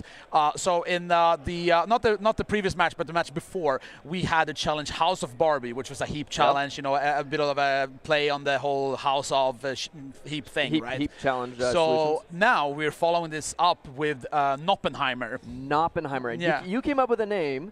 Suggested it before we even had an idea for the challenge. So Noppenheimer is the challenge. There's going to be a board. You saw it there briefly on Hype Boy's screen.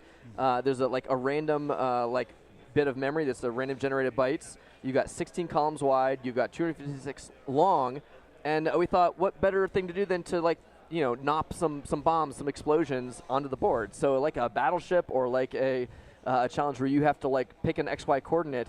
You choose where you want to write. By the way, I love that they just ran it first thing, just to look at it, because this is a good one. You can really understand everything you need to know. Everything you need to know, no reverse engineering. You look at this and you know immediately what you need to do. Right.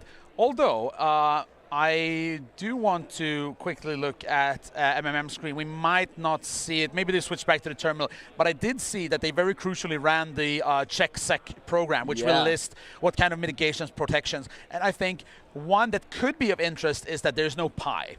So I don't think it's in our reference solution. If someone makes assumptions, or if they think it's randomized or it's not randomized, you could either make them make an invalid solution or make a solution that's far harder than it needs to be. Right. If they know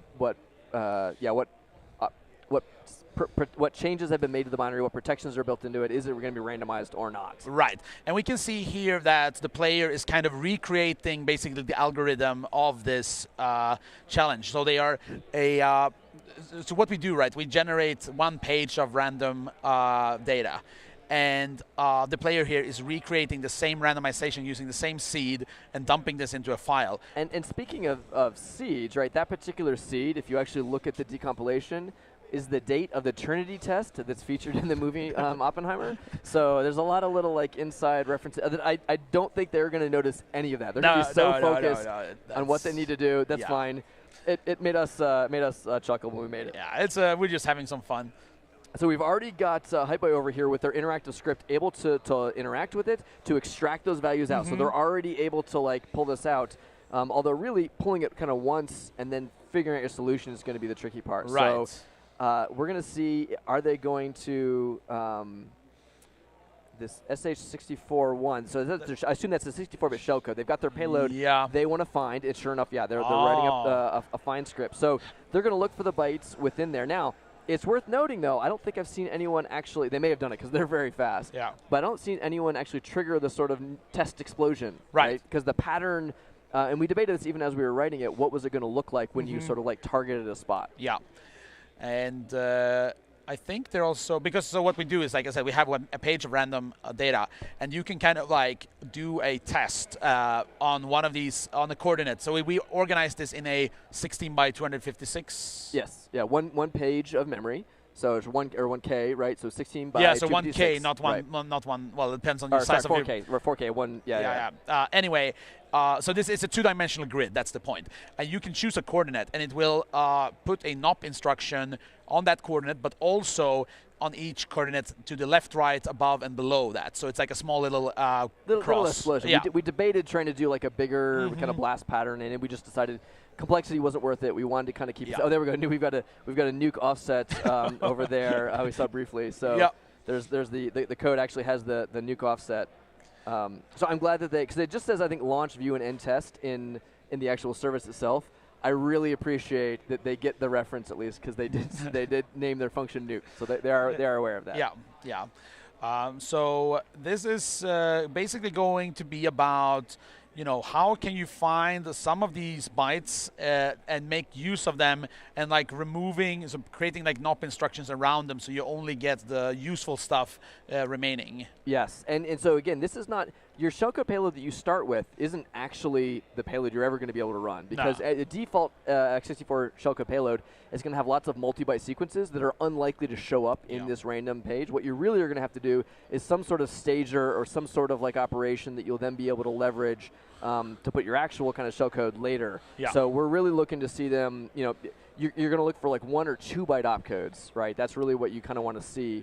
We're already, I love like how fast they are into it though, because we're seeing some automation here. They're like doing a lot of inputs to do all these tests. I see a lot of NOPs back out, so I'm not sure whether they're... Are they restarting? Also not entirely sure what's going on there. Oh no, so we did have a function named nuke, right? So I think that's where we got the code. The launch menu actually triggers the nuke function, so it makes sense that they would name it similarly. Right. I think we're going to see, right now they're assuming it's the simplest, and they can just pinpoint individual bytes. I don't yet know because once they realize that they don't control an exact byte, and as well as that they've got to like, I don't know, we'll see. I would think that they would have realized that the exact pattern of shellcode is unlikely to be buried in there, especially with just kind of a random page with a random seed that was sort of an in-joke. They could assume that we picked a particular seed for a particular payload. Right. We picked not for the payload, but for the seed itself to be able to make that and sort of joke. I think what was I going to say? I was going to switch over to MMM and see if we can see here that they are running this in a debugger. And I saw before, we'll see if we see them again, they were looking a little bit, I think, at the registers at the time of calling the shellcode. Because you might get something for free there by having, some convenient value in some register. Or even not even just for free, but just knowing in general like the state of things, and then knowing where you need to go to either be able to get more bytes in there, or to call an existing function, or to jump to other existing code, like whatever you're going to do. And also there's something, I think, so as you said, like very unlikely to show up some of these sequences. Like we do give them a good chunk of data, but it's not like that big that you would have, interesting 4,000 bytes. Yeah. I will say, we just saw a really brief from hex, like Google search for from hex Python. And it warms my heart, because even these people who are an order of magnitude faster and better than me still have to look at documentation. It does happen. Now again, Highboard did it so fast that you couldn't even see it. We couldn't even switch over to it in time. Yeah, we're trying to we're watching both of the screens here. We're trying to switch over and show you all of the viewers the interesting things. But by the time they've done it, it's sometimes it's just too fast. And these two especially, again, these are the two that have made it the furthest in the competition. They've won the most matches. They are two of the fastest hackers in the world. Like, I don't think there's any question that in terms of like raw hacking speed, it's clearly some of the best. absolutely insane. And I think it's really cool here. So so we are here at the CTF floor at DEF CON, like right next to all the teams, and I think we are getting to the very end of the. There is actually, I think it's either done now or just in a few more minutes. The actual end of the game. So we is have down. a lot of the teams now just standing up and watching the finals, the live stream, which I think is really cool to see that there is an interest for this, a kind of excitement around this, and maybe a little bit of they're glad that they're not the ones with it all on the line, being spectated and watching what they're doing. Relief. Yeah. So I do see on the right, by the way, here on Hype Boy now, we've got an actual disassembly chunk, and that's really, I think, what you're going to want to do. You definitely, one of the keys to solving this is certainly, at least in our playtest, where find out what's there. You need to find all the possible opcodes you can get currently. Although, so one very key nuanced thing here is that this is disassembled using one particular alignment of this, but since x86 is like a variable length instruction architecture, you might want to insert 1 byte of NOP to, and look at what if the instructions started next byte. You should be dumping your disassembly at every offset. Right. Those are your candidate instructions that you're going to have to look for and to find some sequence that will let you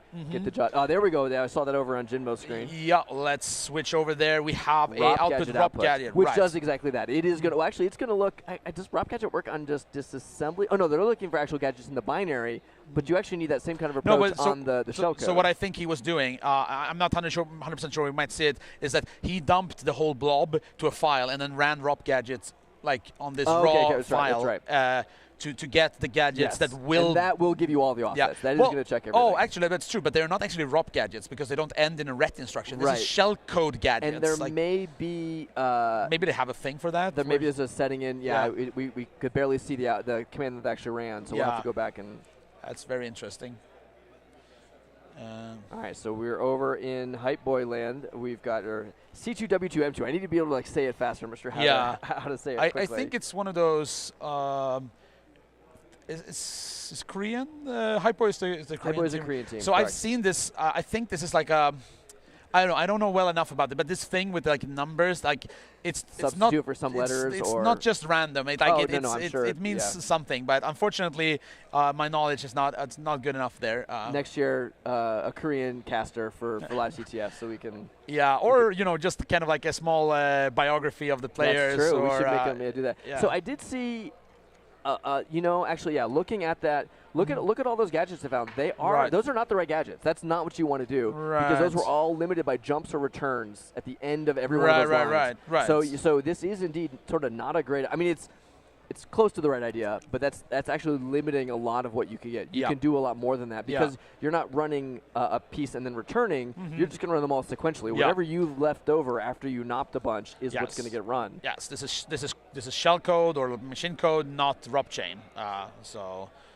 Important distinction there. I think it just seems like they're just searching around for various words, right? So I guess they will see all instructions at all offsets. Maybe eventually, I don't know. There may be. Well, if you make ROP gadget output long enough gadgets, but I think you can filter how long because sooner or later there will be.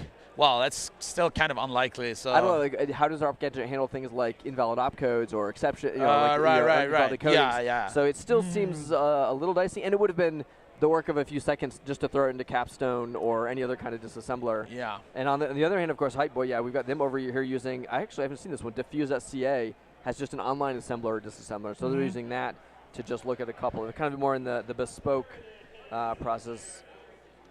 And so, again, it looked like, though, they're running at the same kind of limit. You know what actually I didn't do? I might actually step aside and just go find out. I don't know the hints for this challenge, so unless you know what they are, I might go talk to the production crew and get a hint as to the hints, so we know what they're going to be. Yep. We'll have you go and just check what the hints are going to be when they come back, and in the meantime, I will keep steering the ship. We are going to switch back over to MMM and see. They are looking in the what's the file name of their one? I think that's the dumped. Right. So I think it seems like they switched over from using ROP gadget to more like looking at the disassembly of the dumped bytes. We also though see some debugging going on here, checking the contents of the stack. So maybe figuring out if that could be useful. So still haven't quite seen any of the players like actually trying to start building anything. I think it's very much still in like kind of like the analysis and exploration phase of this, and it's going to be really interesting to see what kind of approach they are actually going to go for, and what method to actually solve the challenge. As I think Jordan mentioned before, you might be able to do like the full shellcode directly by nopping in the correct places. I think a probably easier solution would be, as we mentioned, like you do a small stager shellcode, maybe like a read syscall onto right after where you're currently located in the execution, and then that continue, and then you push just your actual shellcode in that like second stage, which would then give you the shell. I mean, there are of course multiple different approaches in this, but I think that would be probably the easiest one. But we will see what the players are up to. Switching back over to Hypeboy, we can see a little bit of scripting going on here in their exploit script. This looks like they were setting up a couple of different interactions with the launch, so doing different of these noppings, and they're printing out. You can see there was a large block of nops going on there. So maybe there was something interesting like in the middle of the region, and they wanted to just skip that whole part and go down into the middle. You can see there are like different regions there in their script. They're like starting doing ranges at different offsets. So you can see them highlighting this 5e byte here, for example, which is, I think, one of the bytes that they had in their assembled code before. Yeah, but now we have Jordan back with some information from production. So I know what our hints are going to be as we get closer in when they pull up the hints. So we'll let that sit there for a little bit, and then we have them for later. I'm trying to come up with I didn't write the hints for this, so I'm just trying to figure out what kind of hint would you actually give for this. It's because the challenge, the structure of the challenge, in some sense, it's very straightforward. Yeah. I know. The goal is pretty obvious. Yeah. It's just a question of what stager, what sort of little shellcode payload are you going to use that's going to get you either get you unrestricted or read more or whatever it is that you're actually going to do. Yeah. So looking at Hypeboy, going from Hypeboy over to MMM, we now have start to see a little bit of nukes. So they've created this helper function nukes to nuke out the whole range of the memory space. So this is very similar to what Hypeboy is doing, but they created a helper function for it here. It's still not clear to me that do they realize the pattern of the nukes though? Because it looks like a sequential nuke range. Maybe they're aware in their head, but it's not like they've, for example, written something that can do a two-dimensional grid of nuked out values, and it will compute all of the. Well. No, it is. It's just so you can see the nuke. Right, it's just there. You over a single range. It's breaking it up into coordinates there. You can see the offset, and then they do the modulo and the division. So they are converting. I'm sorry, looking at nukes plural. You're right. Okay. No. So the nuke singular is it's converting the single index into two coordinates, and then the nukes is doing this for a whole range. Right, but my point is that's only going to give you sort of that line. It's going to give you both the main line as well as the above and below, and that's the part that I'm still waiting to see. I'm not seeing that as. Right, so they're still kind of, it seems like they're doing very broad strokes, a bit of a crude. So maybe that's what they're doing. Maybe they're finding roughly the things they want, and they, get rid of other stuff, and then they try to, Yeah, working it. So I will say, okay, looking at the hints, the first hint's going to do almost nothing. I don't think it's going to tell them anything. It's basically going to give them a minor hint in terms of they don't need to check each time. Essentially, it's going to tell them they can submit lots of nukes at the same time, which they already know that. So both teams are not going to get help for it. However, the second one is very explicit and gives them a hint about kind of exactly our solution in terms of where a syscall is and how they might want to set up registers for it. Yeah. So it lays out at least one solution that we know works that could be followed. So it's a pretty explicit hint, but they might not need it either because they solve it beforehand or because they have a different approach. Like I said, this is definitely one of those. There are a lot of possible solutions. Almost certainly there's a lot of solutions in this payload. Absolutely. I was hoping to see. So I think what you're seeing in the debugger output in the bottom right is the resulting shellcode after the test. You can see a lot of knobs, and then you see there's like a push and then an ADC instruction. So like, they are getting. I think they're stepping over. Yeah. But if we do check over to Hypeboy, they are. Again, doing these like various ranges of opening up, and then you can see there. I think they have this small little stager shellcode that they are aiming for, right? Like those 4 instructions. But again, I just don't know that those instructions are going to be. Let's see, where was it? Yeah, if we can get back to their code and take that. And now again, we very well could be wrong. They may have a completely valid thing, and it may be in the buffer, and so it's. Let's think about this for a second. Let's say you would want to do we just don't want to do a read syscall, and with the destination being like right after in the shellcode, right. So you would need to set like the syscall number. Yep. You would need to set the destination buffer, the source file descriptor, and the length. So you have 4 registers that you need to set up, and then you would need to do a syscall. So at most 5 instructions.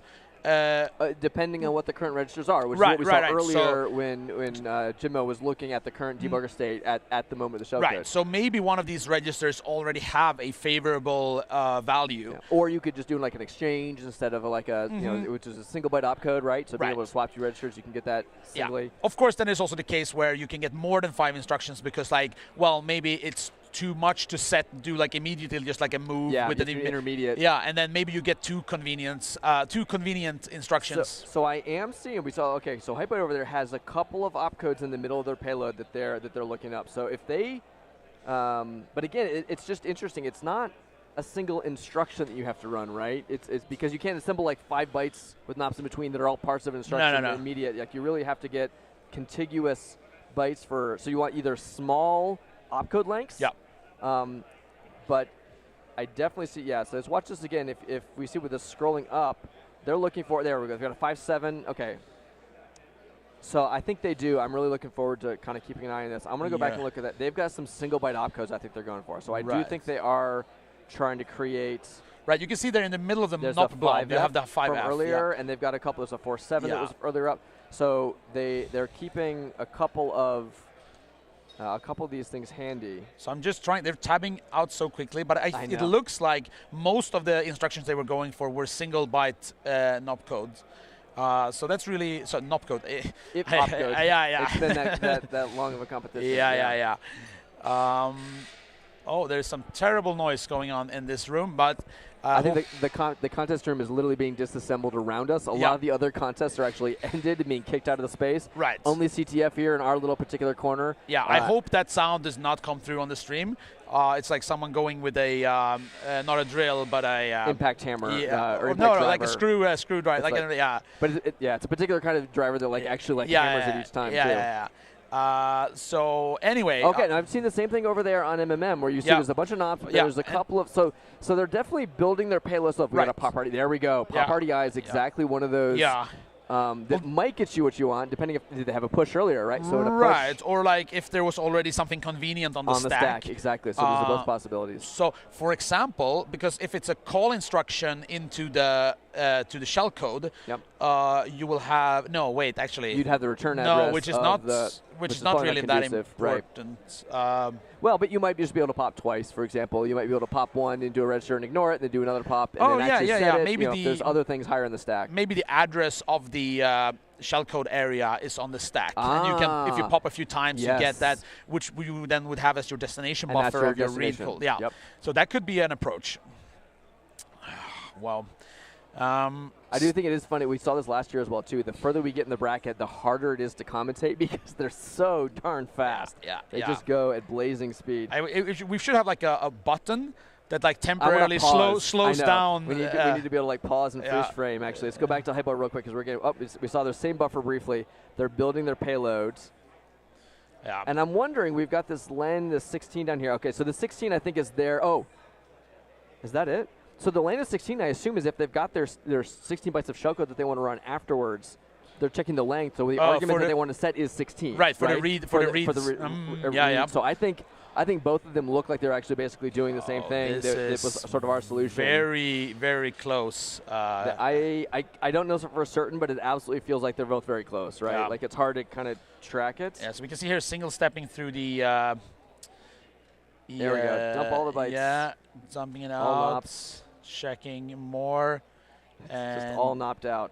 This is yeah. what happens when you nop. They are 10x reverse engineers, Adrian. See on the chat there. Yeah, they are very, very, very fast. Okay, what was the byte? Scroll up again. If they saw it, I couldn't. It was too fast. So they've got to step a bunch. You probably want to like step 10 times or something. Oh, and now we're going off the edge of the page. Okay, there's a bunch of null bytes. Yeah, yeah.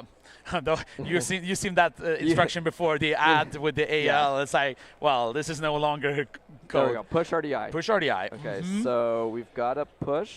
There was something else. There was a pop, pop RSI. So okay. moving so they're from moving registers, and then Yep. pop RDI again. So they've saved maybe RDI, then they're going to... So what is the, you have the syscall in racks. There's this syscall. There's this syscall at the very end. Okay, Yeah. so their buffer has it. If they've done the arguments correctly, Okay, look this again. actually Look could at be a the, solution. no, they scrolled, I don't see the register. So RDI is there. So they're at the syscall, but yeah. we don't have, so RSI, is it RDI, RSI, RDX? Is that the Oh, the syscall? 64-bit calling. Oh, right, condition? yeah, here. Yeah, there we go. RDI, RSI, no, sorry. I think those are the registers of interest here, if I don't misremember. Plus the RAX for the read. We've got I don't know. We've got an accept over on the other side too. This Yeah, ooh, in the debugger. right. Hold on. Maybe we I think we're going to each have to watch our respective Yeah, screens. yeah, yeah. So I'm because they're watching gonna here be over- so so- close. You watch MMM and I'll yeah, watch this Hype Boy. is so close. So they are now doing a send with the generated shellcode from Pwn Tools, and this is, oh my god. They've also got to compute the offset they're going to want to write the bytes to, or they're going to have to nuke the rest of the string. Switching the, he had the wrong shellcode because he hadn't set the the Pwn Tools generator because he didn't set the context The to architecture, ARMD64. 64-bit. Yep, there it goes. So it was the wrong shellcode, and now he's getting the remote. Oh no, is it this close? Yeah. This could be it. This could be This MMM could very for the much win. be. It This could might be the MMM first keep loss. going and winning. And Is this going to run live? oh my God, it's running. Is this going towards remote? Do we have a shell? No, he's now adding the port. Okay, so he did it. I think he did it locally. Got the shell right, and now I think he's running it against the remotes. We might have the end of the LiveCTF. So we have submitter, and is it? No. Okay. All right. So that was nerve-wracking. Oh my God! Oh my He's God! so So there's close. something that didn't quite Something isn't work quite there. Yeah. Now, was the difference between did it work locally? I don't know if I ever saw a shell locally in the Docker. So there's now some troubleshooting that's going to be going on there. Yes. And I'm not seeing us quite as close still over on Hype Boy. Watching their screen, they're still working through a couple of bytes. Whether it's because they're moving their payload, I'm not sure yet. Switch over to Hype Boy and check there. Still calculating bytes. Still trying to look for them in the payload. Right. Still calculating what to knock out. I think we need to keep an eye over on MMM. Yeah, Jinmo- I'm gonna go switch Jinmo back to feels MMM. closer. Let's He's keep that switching up. out the shellcode for like a cat etc password to get like a quicker feedback. And this, he's just repeating. He's just repeating the shellcode. Oh, this is, it's kind of like full-on panic mode. Oh no! With like, trying to get Try like, anything, try get anything. Is it it running? in Is it there. running? No, it's, oh my God. So yeah, this is. Well, a hint will do nothing to help. No, Jinmo. no, the Jinmo, hints- like, no. It says we can't, Yeah. figure out what's the problem with this. No, I mean they both they both have know it. everything. Yeah. They're So both this is almost- going yeah. to be, this is going to be so. Oh, is he using some kind of gadget? And let's see. No, but he shouldn't be using any. Interesting. A bunch of reads. So trying to figure out, I guess. Tracy to figure out are they getting. Oh, there stuck was in an the bugger? open. It was an open Open call SSH to it's a SSH password, password? right? So it seems to be working. They should be able to run. So he it has. just- Does it mean they have a submitter local? 2, running submitter 2 in there might even be enough. Oh yeah. It could also be a difference between local and remote. Although, are they using? I was trying to see if he was using any like, but that would only matter for like, I don't know, libc gadgets, which I haven't There seen. shouldn't in- any be any of the no. payloads, right? I couldn't think of No. any differences. So yeah, that's not entirely sure why it's not working. Oh, that must be so stressful for the players. There was a syscall being made there. We can see in the ptrace, the strace output, and yeah, I mean they could this is really the situation where, like, you know, you could have it within 10 seconds, or it could take like another 5 minutes. Or even more. And I'm just keeping an eye over on Hypeboy. We don't have to switch back, but No. just to give you kind of an update. Yeah. I almost, there's this long pause where Hypeboy or C2W2M2 kind of like looked at it and was just like, you get the feeling they're not sure if their solution's right. They actually just comment out a whole bunch of code, and kind of backing off and like starting from scratch because they've also run into bugs. They're not getting the payload that they want, so they're still working on the payload. Yes, looks here like it's doing the wrong syscall. If I'm reading the syscall number is wrong. They're getting some 7F address instead of the syscall number. So maybe could it? I don't really see how that would happen, but could it possibly be that like one of the registers it shouldn't be a different state. No, it I mean it shouldn't be like we're I can't running. imagine why that would. Yeah. It's very, very interesting, but. No, there was a syscall 0, so I think that was fixed. So now it could really be. Looks like he's swapping out the going back to shellcode, rerunning that. Sorry, like shellcode that pops a shell, Nothing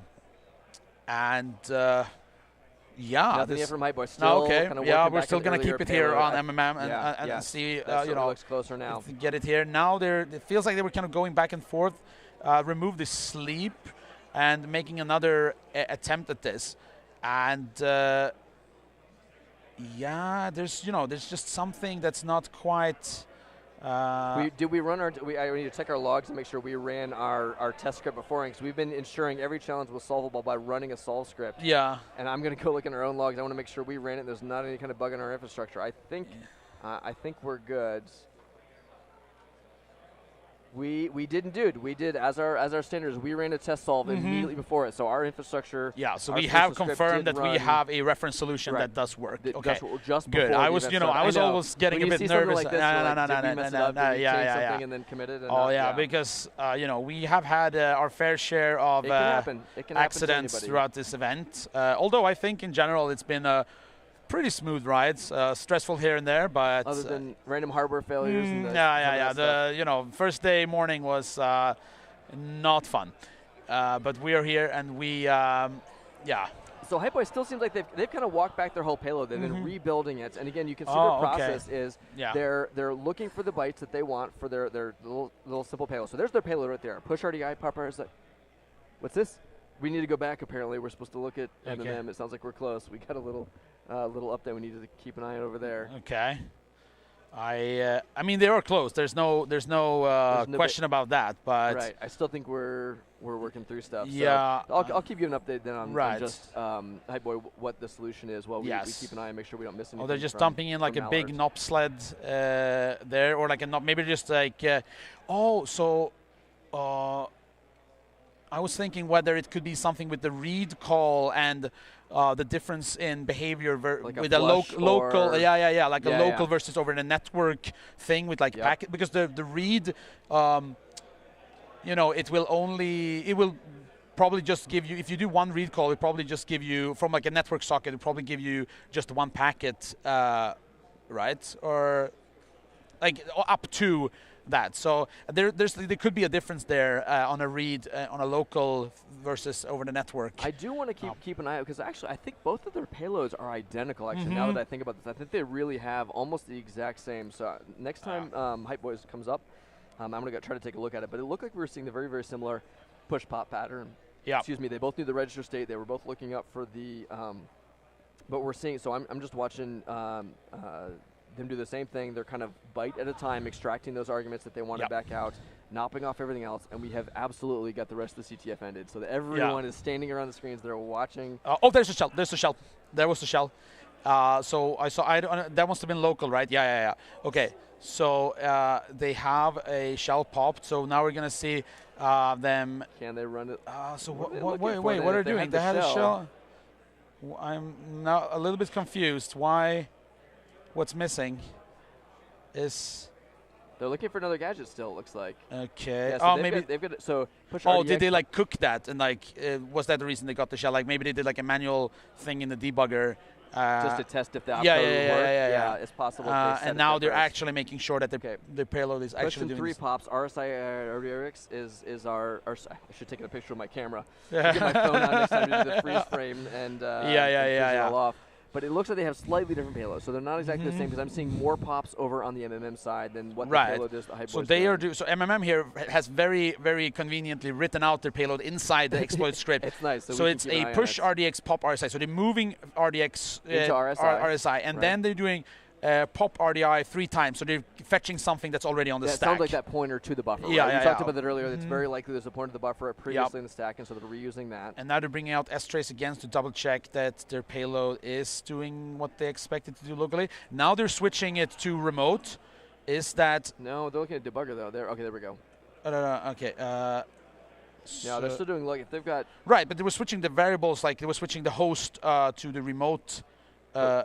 Why are they still on the strace window then? Okay. So now they're checking the other thing. Okay. Oh, I see that. Then there was the syscall number was wrong again there. If I saw that correctly. So this is. Oh my God, this is very stressful. I don't envy either one of them. Oh no, Just no, the no. nerves Yeah. like, That's really. And now they're doing some manual assembly, finding. Oh wait, they're finding. Okay, they're finding instructions inside the dumped blob of the challenge. They're looking for these some of these gadgets. Let's call them that. And they're kind of also reworking their.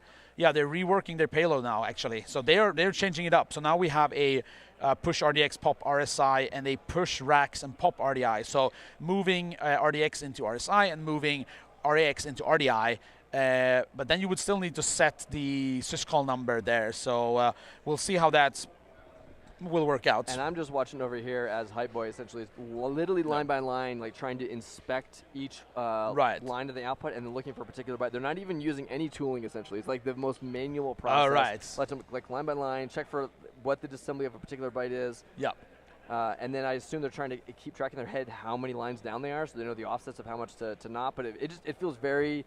It feels like the kind of thing where they thought they would be faster manually, and if instead they would have just written a script to like look for those bytes, knock everything else out, they probably would have done a while ago. But it's always this thing, right? When you're in a speed setting, like do like manual versus automation. It's that I think there's an appropriate XKCD comic about this with like the graphs and the speeds. So like there's an inflection point where it's worth it and it's not. Right. And you don't know until it's too late as to whether you did the right thing or not.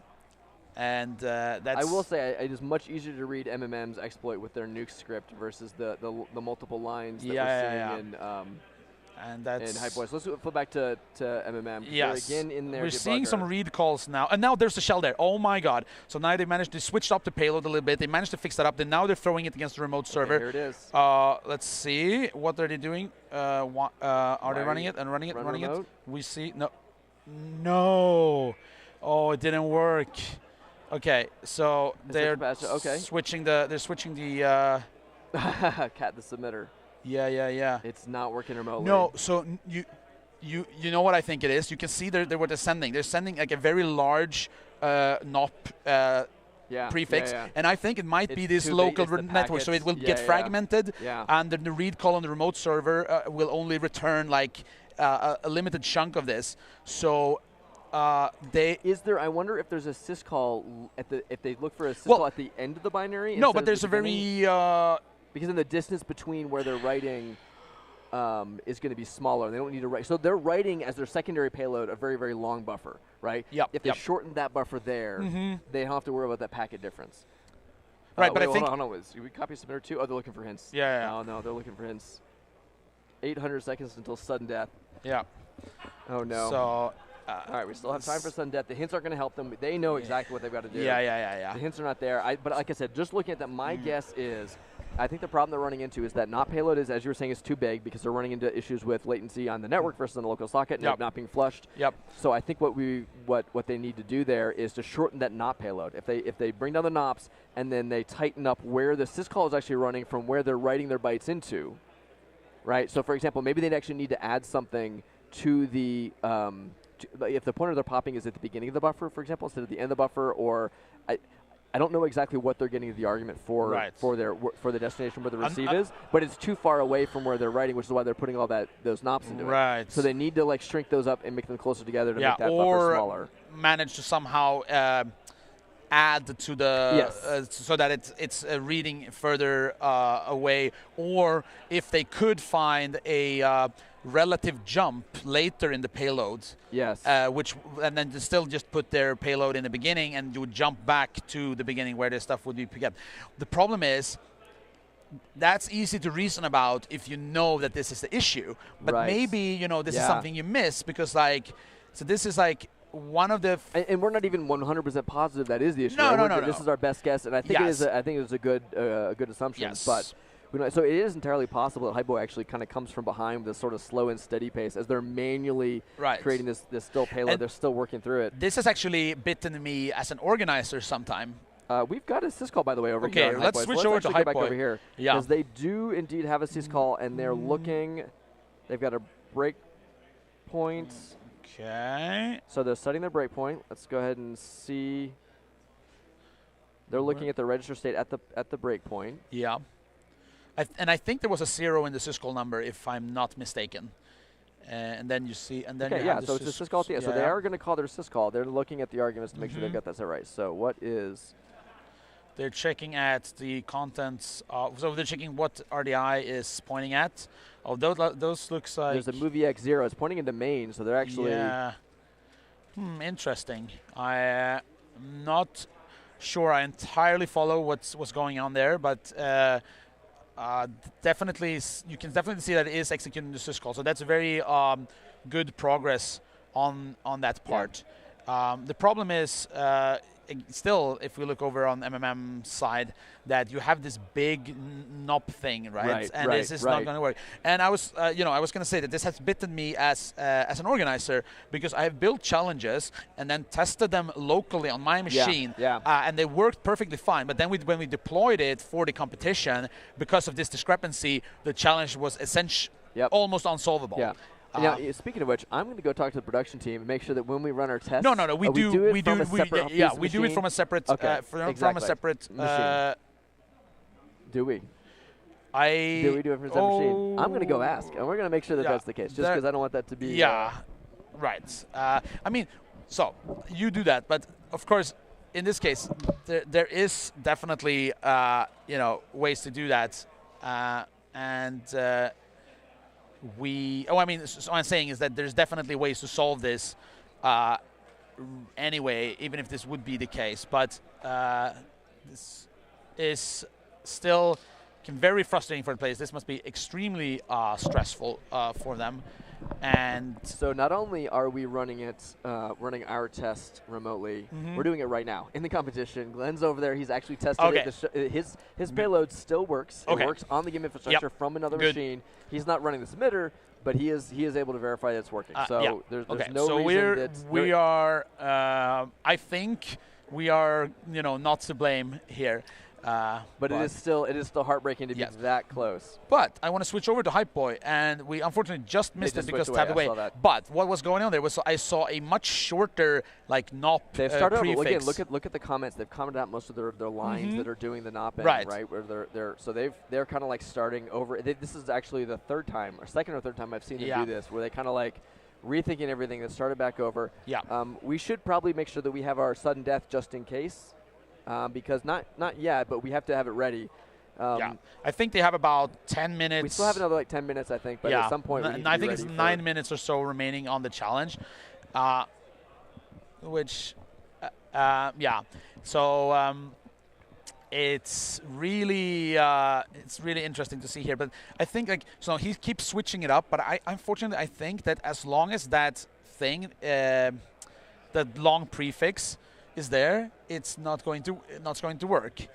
I'm just looking. We have about 8 minutes left, I think, until the official 50-minute mark, which is where we've been calling all sudden deaths. This is the last match of the day, though. I would hate to go to a sudden death. Yeah. But we do actually have a hard stop because we have to give these scores to DEF CON because they have to go into the final event. Yeah. So we'll have to talk that over and figure out what we're going to do. Yeah. If we get something. Then again, it was, what was it, 40 seconds before the sudden death the last time. Oh my God! It was MMM that even did that. On it was the previous match. not in the previous match, but the match before. Not one right before a previous match. Exactly. And now they are bringing up the distributed libc as well, which is interesting. So. I wonder what they're going to do. Like, are they trying to go for like a one gadget thing or something? But yeah, I think the fundamental problem there. Oh, sorry, I'm talking about the wrong screen here. I was on over on. Let's switch over here to MMA. Yeah. Sorry about that. So what just happened on MMSI? It was like he brought up the libc would distribute with this, and he was looking around. Unfortunately, I think there is this fundamental issue with the solution where like the payload, the secondary stage is too long. Yeah. I think they're going to continue to run into that as well. Yeah. So honestly, if Hypeboy can actually build their payload and they're able to target it more precisely, get it closer to the get where their code is being written to, closer to where that syscall instruction is actually being called. Yeah. That could be the win, but neither. I mean. Yeah, it's hard to say. It's rough seeing that go from like a working local and it just not working remote. Oh yeah, that must be like if they lose this, that must be so frustrating. At least we have a plausible hypothesis about why this particular payload's not working. Yeah, and our particular solution is. That's still because otherwise it can be very frustrating as a player. Yep. If there is like something wrong with the challenge or something like this. But I think in this case it is actually completely fair. Like the read call is doing exactly what the read call is supposed to do. It's just that it's very easy to forget about this discrepancy between over the network versus local. And there's no easy way to call another flush, right? To call flush again would actually be a whole other syscall that they have to find and set up and do. So like and it's not even flush. It's like when you're sending I think the read call on the server side will only read. Would they have to do multiple reads then? Yes, exactly. But then you would need to adjust the offset, and if you can adjust the offset, you can just do it immediately. Right. Yeah. So. So yeah, they're definitely going to have to step back, take a look, and do a different payload though. Mm-hmm. And I am wondering, it's possible too that even if Hypeboy comes up with their solution that works locally, they run into the same problem. It may be that their first attempt does the same thing. Yeah, that would be. We haven't actually seen their shell code at the end yet, because they've kind of never gotten to the point where even they were able to get it working locally, unfortunately. Right. And how are we doing on time? About 5 minutes or so left. It looks like we've got about 6 minutes left. Oh my God! 5.5 minutes before we are scheduled to go to. So I'm gonna go ahead and have a chat with Prod, make sure we're ready with. And I need to actually literally check with Nautilus Institute, because I need to know our hard stop deadline. Because we may have a hard stop where we cannot go later to report scores. I want to switch over to MMM because I saw another shell pop, but as I said, that big large prefix is still there, so I don't think it's going to make a difference. And oh my God, I cannot imagine being in their shoes right now and having this complete stress of knowing you've popped shell locally in 6 different ways. But it's not working over the network, and unfortunately the fundamental issue is still there. So this is it's heartbreaking, honestly, and I really I'm not saying that I'm rooting for anyone in particular, but it would be so devastating to be in this situation and then not manage to win. So I kind of hoping that they manage to get it through, but yeah, again, once you've kind of gone down the incorrect path and you're kind of locked into that, it's so very difficult to take a step back and go for a different approach, because you're sitting there and you're thinking just if I just change this little thing, it will work, but I don't think it will, unfortunately, and this is causing problems here. So.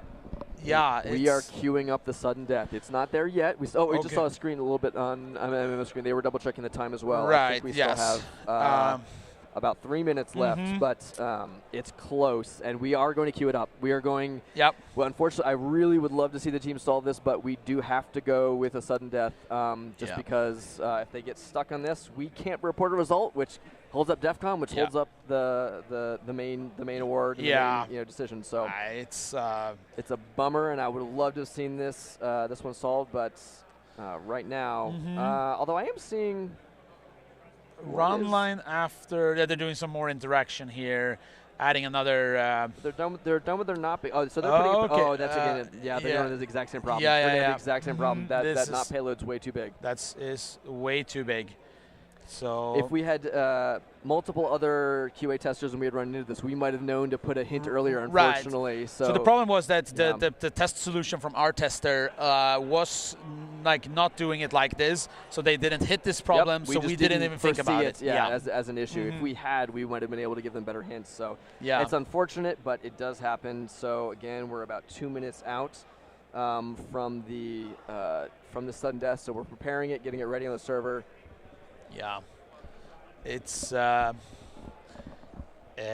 not looking good. Unfortunately, we're still seeing these massive prefixes. Wait, nope. I don't know if they're throwing locally or remotely, but they had something they thought worked. Oh, they're just trying random NOP lengths. Yeah, and we're gonna need to post our solution on Twitter afterwards, so they know that it was. Oh I think I can imagine there being a certain level of frustration. From the players at this moment, but it happens. And honestly, I think we've had about one sudden death. 83 seconds left. I just on the screen right there. Okay, that's. So, Hype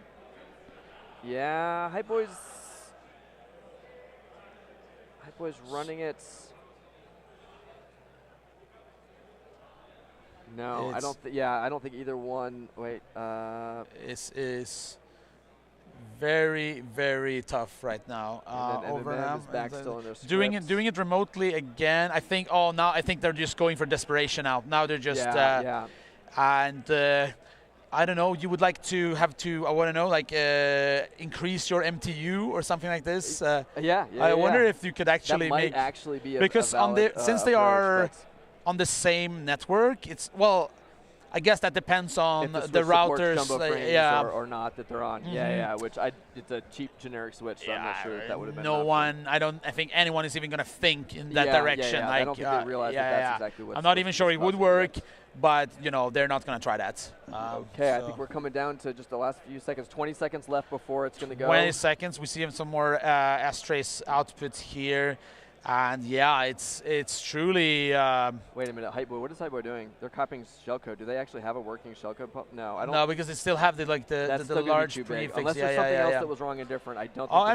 Unless we are completely wrong. Yeah, exactly. If we're wrong and this works, then I don't think there's even enough time though. It's going to be real close. So they have a shell there. They have a shell. So let's see if they can switch it to remote. But I think they're going to hit the same. Or no? I know. I think their team saw the shell, but again, I don't think it's going to work.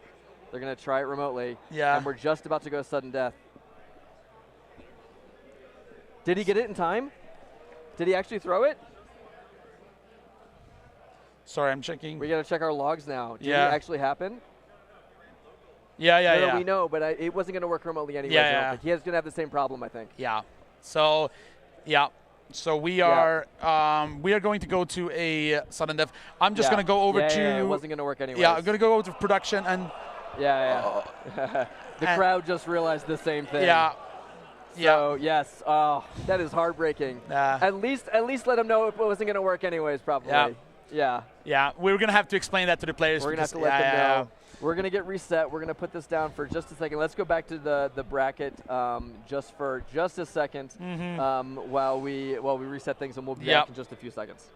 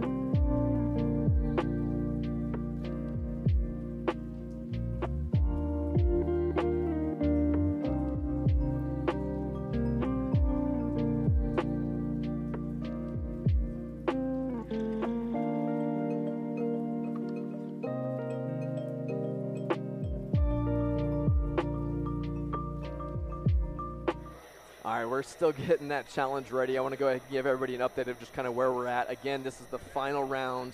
We've got MMM and we've got Hype Boy. We had just the closest match. They were both running locally, but not the payloads weren't working remotely. We're not sure why exactly. We're going to have to go back and look at it. We did have one, our test solver script, we were running at the same time. We were running that locally, running it remotely on the same server at the same time as them just to verify it was still solvable. That was still working, so we're pretty confident that the challenge wasn't broken, but we're hitting our time limit, and unfortunately, because we have a hard stop that we have to attend to and we want to have consistent rules, we had to pull that challenge back at the 50-minute mark. Every challenge in LiveCTF this year only runs for 50 minutes, and so we've got our sudden death challenge in, which is even easier. We sure hope. This one should be really, really fast. All the sudden death ones are very, very quick. It's just even more nerve-wracking. I feel awful for the players. I know how stressful that can be. We're preparing that right now. We're getting it in the system, and hopefully we'll be prepared for that soon. Do we have hints in that one too? All right, they're getting the config as rel. They're letting the competitors know. So we'll be back shortly. Oh, what a nail biter! So I'm going to pull up the chat again, see if we've missed anything. So the question in chat that I saw was, because this is a double elimination tournament, if MMM wins, will there be another round? And unfortunately, no. This is the last round. The rules that we published and gave to all the teams several days ago, we basically said the competition is double elimination until the very, very end. So if you actually look at the LiveCTF.com bracket that's been posted, there is no other match. This is the last match. Win or lose, this is it. It would be a bummer if Hype Boy doesn't get a second chance, but that's just, we didn't have enough time in the schedule. We didn't have enough ability to kind of run that in. Yeah. Also, I mean, this is a way that you sometimes run double elimination matches. Okay. It sounds like we're ready. So let's go ahead and queue up the competitors. Let them know that they should be on the page, and we'll do the countdown. Okay. Looks like they're both there right now. So let's go ahead and get this in. Yep. 5, 4, 3, 2, 1, go. And here we go. And then we have the sudden death challenge started, and this is going to decide. And I know nothing about this challenge. Do you know? I know a little bit of this challenge. So this challenge is called hopscotch, and so they made some changes to it throughout the development, but the basic idea is that you write shell code, but you control, I think it's like you control 4 bytes, and then there are 4 bytes that you don't control, and so on, repeating. So okay, so basically 2 bytes of shellcode payload plus a 2-byte jump over the next 4, and you could arrange if I remember. So as I said, like I might have not the latest version of the challenge in my mind, but I think it's something like this. You do just like you said, a 2-byte useful, 2-byte relative jump, and you continue like that. I've had a very real world thing similar to that actually many years ago, where I had to write a similar payload. I get real good at knowing all the 1 and 2 byte opcodes in the manual. So Hype Boy went the debugger very, very quickly as the first thing that they did. MMM, I saw they pulled it up in IDA earlier. And they're back now. They already copying in the remote address, by the way, in this time. So I've seen in a lot of the matches we have seen the players like not do that until they're actually throwing it against the remote. But now, they got it immediately there just to have it, so that there's nothing, once they have the solution. Yeah, it is appropriate that, again, this is another shell coding. This is our sudden death shell coding challenge. Which makes it appropriate for this particular one. Right. Here it is. And yes, the challenges will be all in GitHub like last year. So we will publish all of the solutions, all the challenges, all of our solutions anyways. The teams are welcome to publish theirs as well. Yeah. So I think I see here, and I remember the shell script, their exploit script was that they were just throwing shell code immediately. And that's, I mean, this is sudden death. It's an easy challenge, but it's not that easy. Okay. It's a little more than that. And so maybe they just did that, without even, they just tried it, I don't know, just in case or something, but without even seeing it. Yeah, it's very nice. But I want to switch over to Hype Boy, because here we have some actual debugging and stuff going on, and they're looking at the screen, the awesome screen. You can see out what was written out, and so they're looking at what bytes were changed, how things have been modified. Now, are the bytes in between actually totally rewritten, or are they just randomized, or what happens? Do we know what happens to those bytes? So I actually don't remember that part, but if I remember, I think it's a specific byte. It's a specific byte value that just gets placed there. Written each time. Yeah, but don't quote me on that or so. And we're seeing Hypeboy have that same kind of workflow as before, right? They're still using that same online assembler disassembler. They use that to kind of go back and forth. It is interesting. Some people end up using like a little command line tool, like I had like dis.sh or asm.sh or a little REPL that they'll put something like Capstone into. And then actually over there on MMM, what's going on over there? Right. So it looks like they're putting together a shellcode. And maybe they are going to attempt something like what you did. It looks like they're just getting the instructions there. Maybe they will, do the assembly to get the various bytes, and then try to maybe piece this together with some jumps or something else. Right, so we'll see how that goes. You see one function there just called remap page as read and executable, and then the so we have the exploit script there with what they're trying to do. Over on Hypeboy, what I've seen is you can see the writing. There's again hand-coded assembly, so they're doing a similar kind of approach. We've got these 2-byte opcodes of the moves, single XOR reg.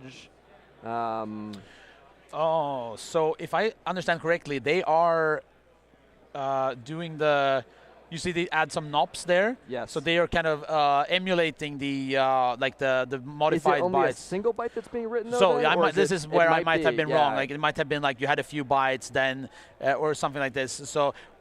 Or if it's only a single byte that's being written, then I really like that approach. There's no jumps needed. You know what it could be? It could be that they are just adding those knobs as kind of like delimiters to know how to cut up their hex, like the byte string afterwards. That's a good point too. They could be then reassembling it later. So like you assemble, because if you just assemble your shellcode, you will just get a string of bytes, and you don't know like what bytes correspond to what instructions unless you're using some specific tooling for that. So like an easy, hacky way of doing that is to just put that knob instruction in between each instruction, then you can easily see these bytes are.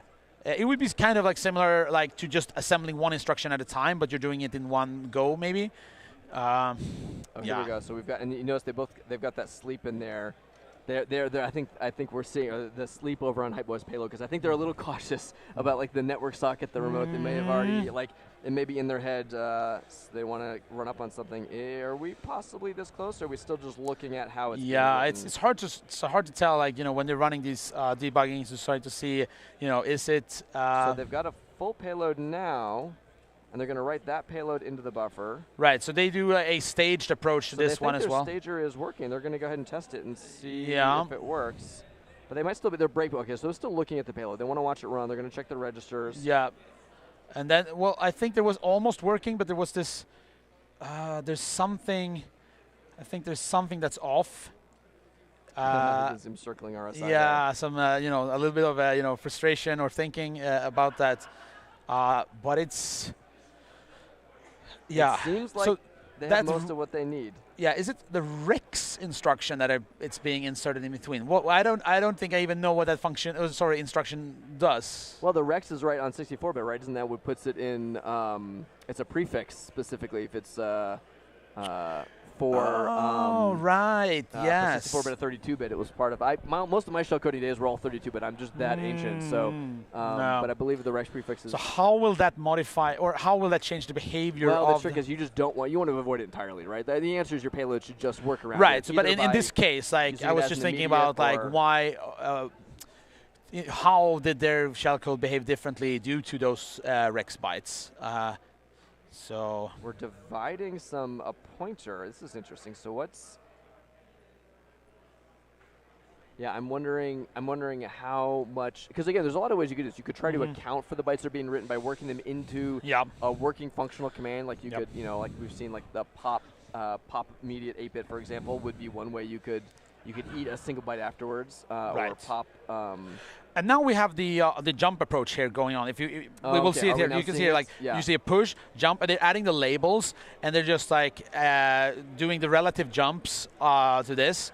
So this, I think, is definitely the way to go, right?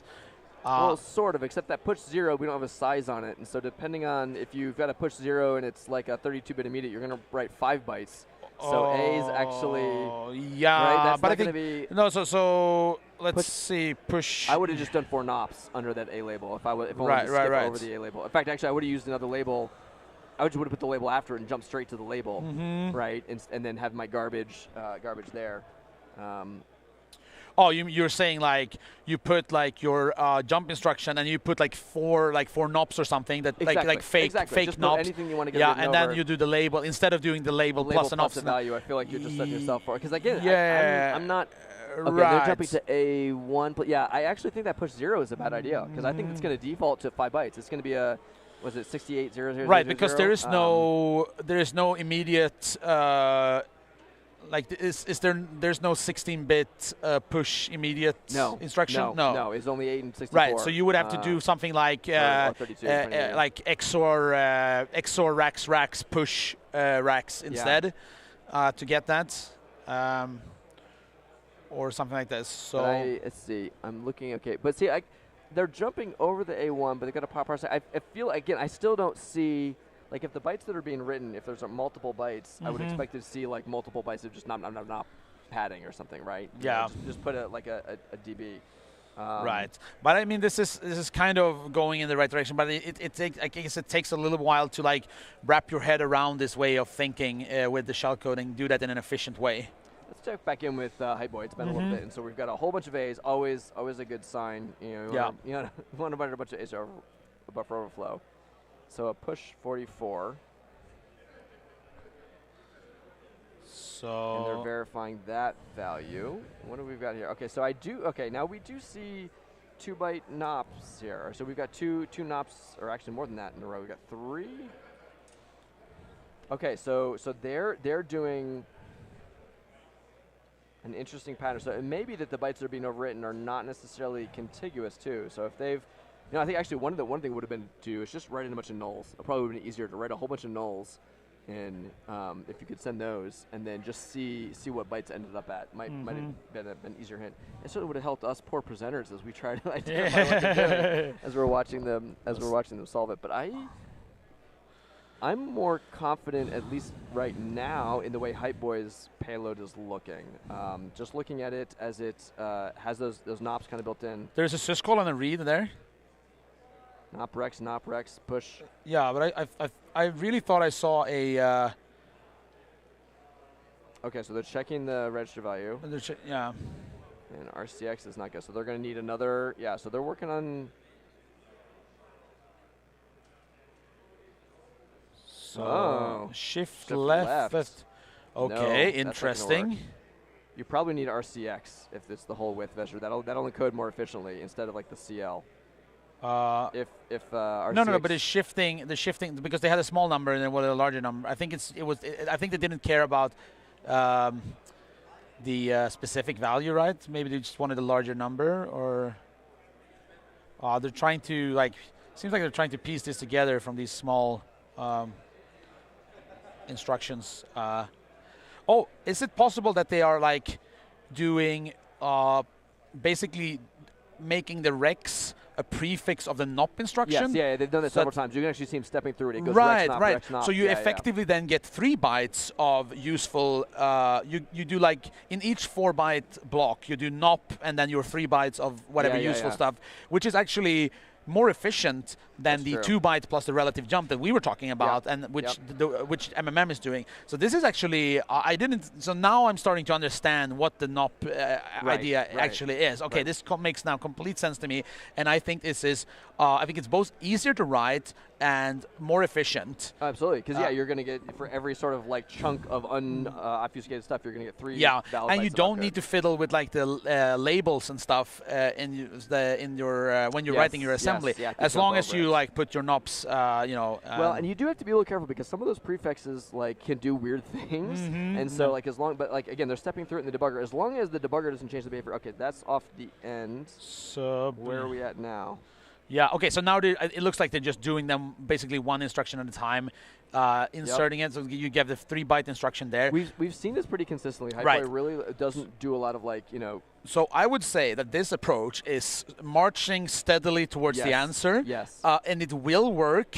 The question is, will MMM faster catch up? Yeah. Let's go ahead and take a look back at MMM and see what they're up to as well. So again, if they've got a full solution, although. Yeah, so we're still seeing the NOPs, right? We're seeing single instructions and then jumps and then, But you can see there at the top, you don't have the push anymore. You have a XOR AX. So you don't have the push with the immediate, which you pointed out, would be an issue. Well, and I'm still. Was that a solution? Wait, that is. Wait, what? That is. There. Is that it? Well, let me get. Let me get a. That's it. No. We have a winner. Congratulations, MMM. Oh my God! Clearly it works. Yeah, it works. Clearly it works. It you works. Can't argue with success. Yeah, that's really cool. That was. Oh my God! Stress. What Congratulations a match. first to both of our finalists. Yeah, that was. They're both unbelievable. They're both really fantastic. well played. Best of luck. I'm sorry, Hype Boy, we don't have another round for you to be able to try one more time. But that was fantastic. We have to get all the scores over to Nautilus. We got to get the scoreboard. All the teams are going to go to the final award ceremony. Yeah.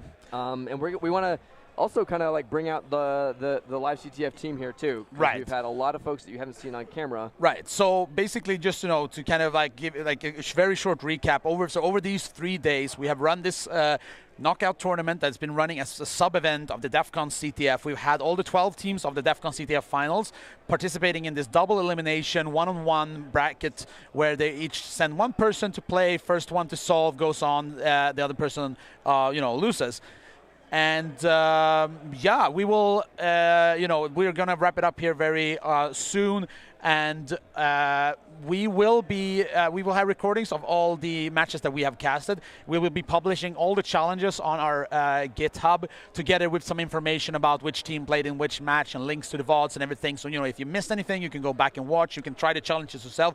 I think we will try to get the solve times as well, so you can try to try to benchmark yourself against these players. We do know, for example, that we had also some network issues on one of the days, so we're going to make sure we upload like the full quality videos. So we'll do separate matches. And you can, we want to see some races. Maybe in the future we'll let you race live. We'll let you challenges as the competitors see it too, and you in the audience. Let's get the rest of our LiveCTF crew up here. Yeah. Thanks to all of everybody that was a part of this. That's what Zoom is for. We'll zoom out. So we've had a bunch of us. Okay, we have. A lot of us people here who have been contributing to this. We've had multiple commentators, including guest commentators as well. So Josh and Mark thanks here. To V, thanks to Gamozo for coming out. And then this one's on the team. Yep. That's all right. You want to join us? Do you want to come on camera? We are. Do you want to come on camera? All right. Checking with. So we'll get the last little. We'll get everybody out here. Yeah, just trying to get everyone here to like kind of so that close out this thing. That last race challenge was actually a last-minute surprise from Kat, who joined us. Awesome. All right, we got everybody. That's it. I guess that's it for everyone. We'll say goodbye. Say goodbye. Bye. Bye.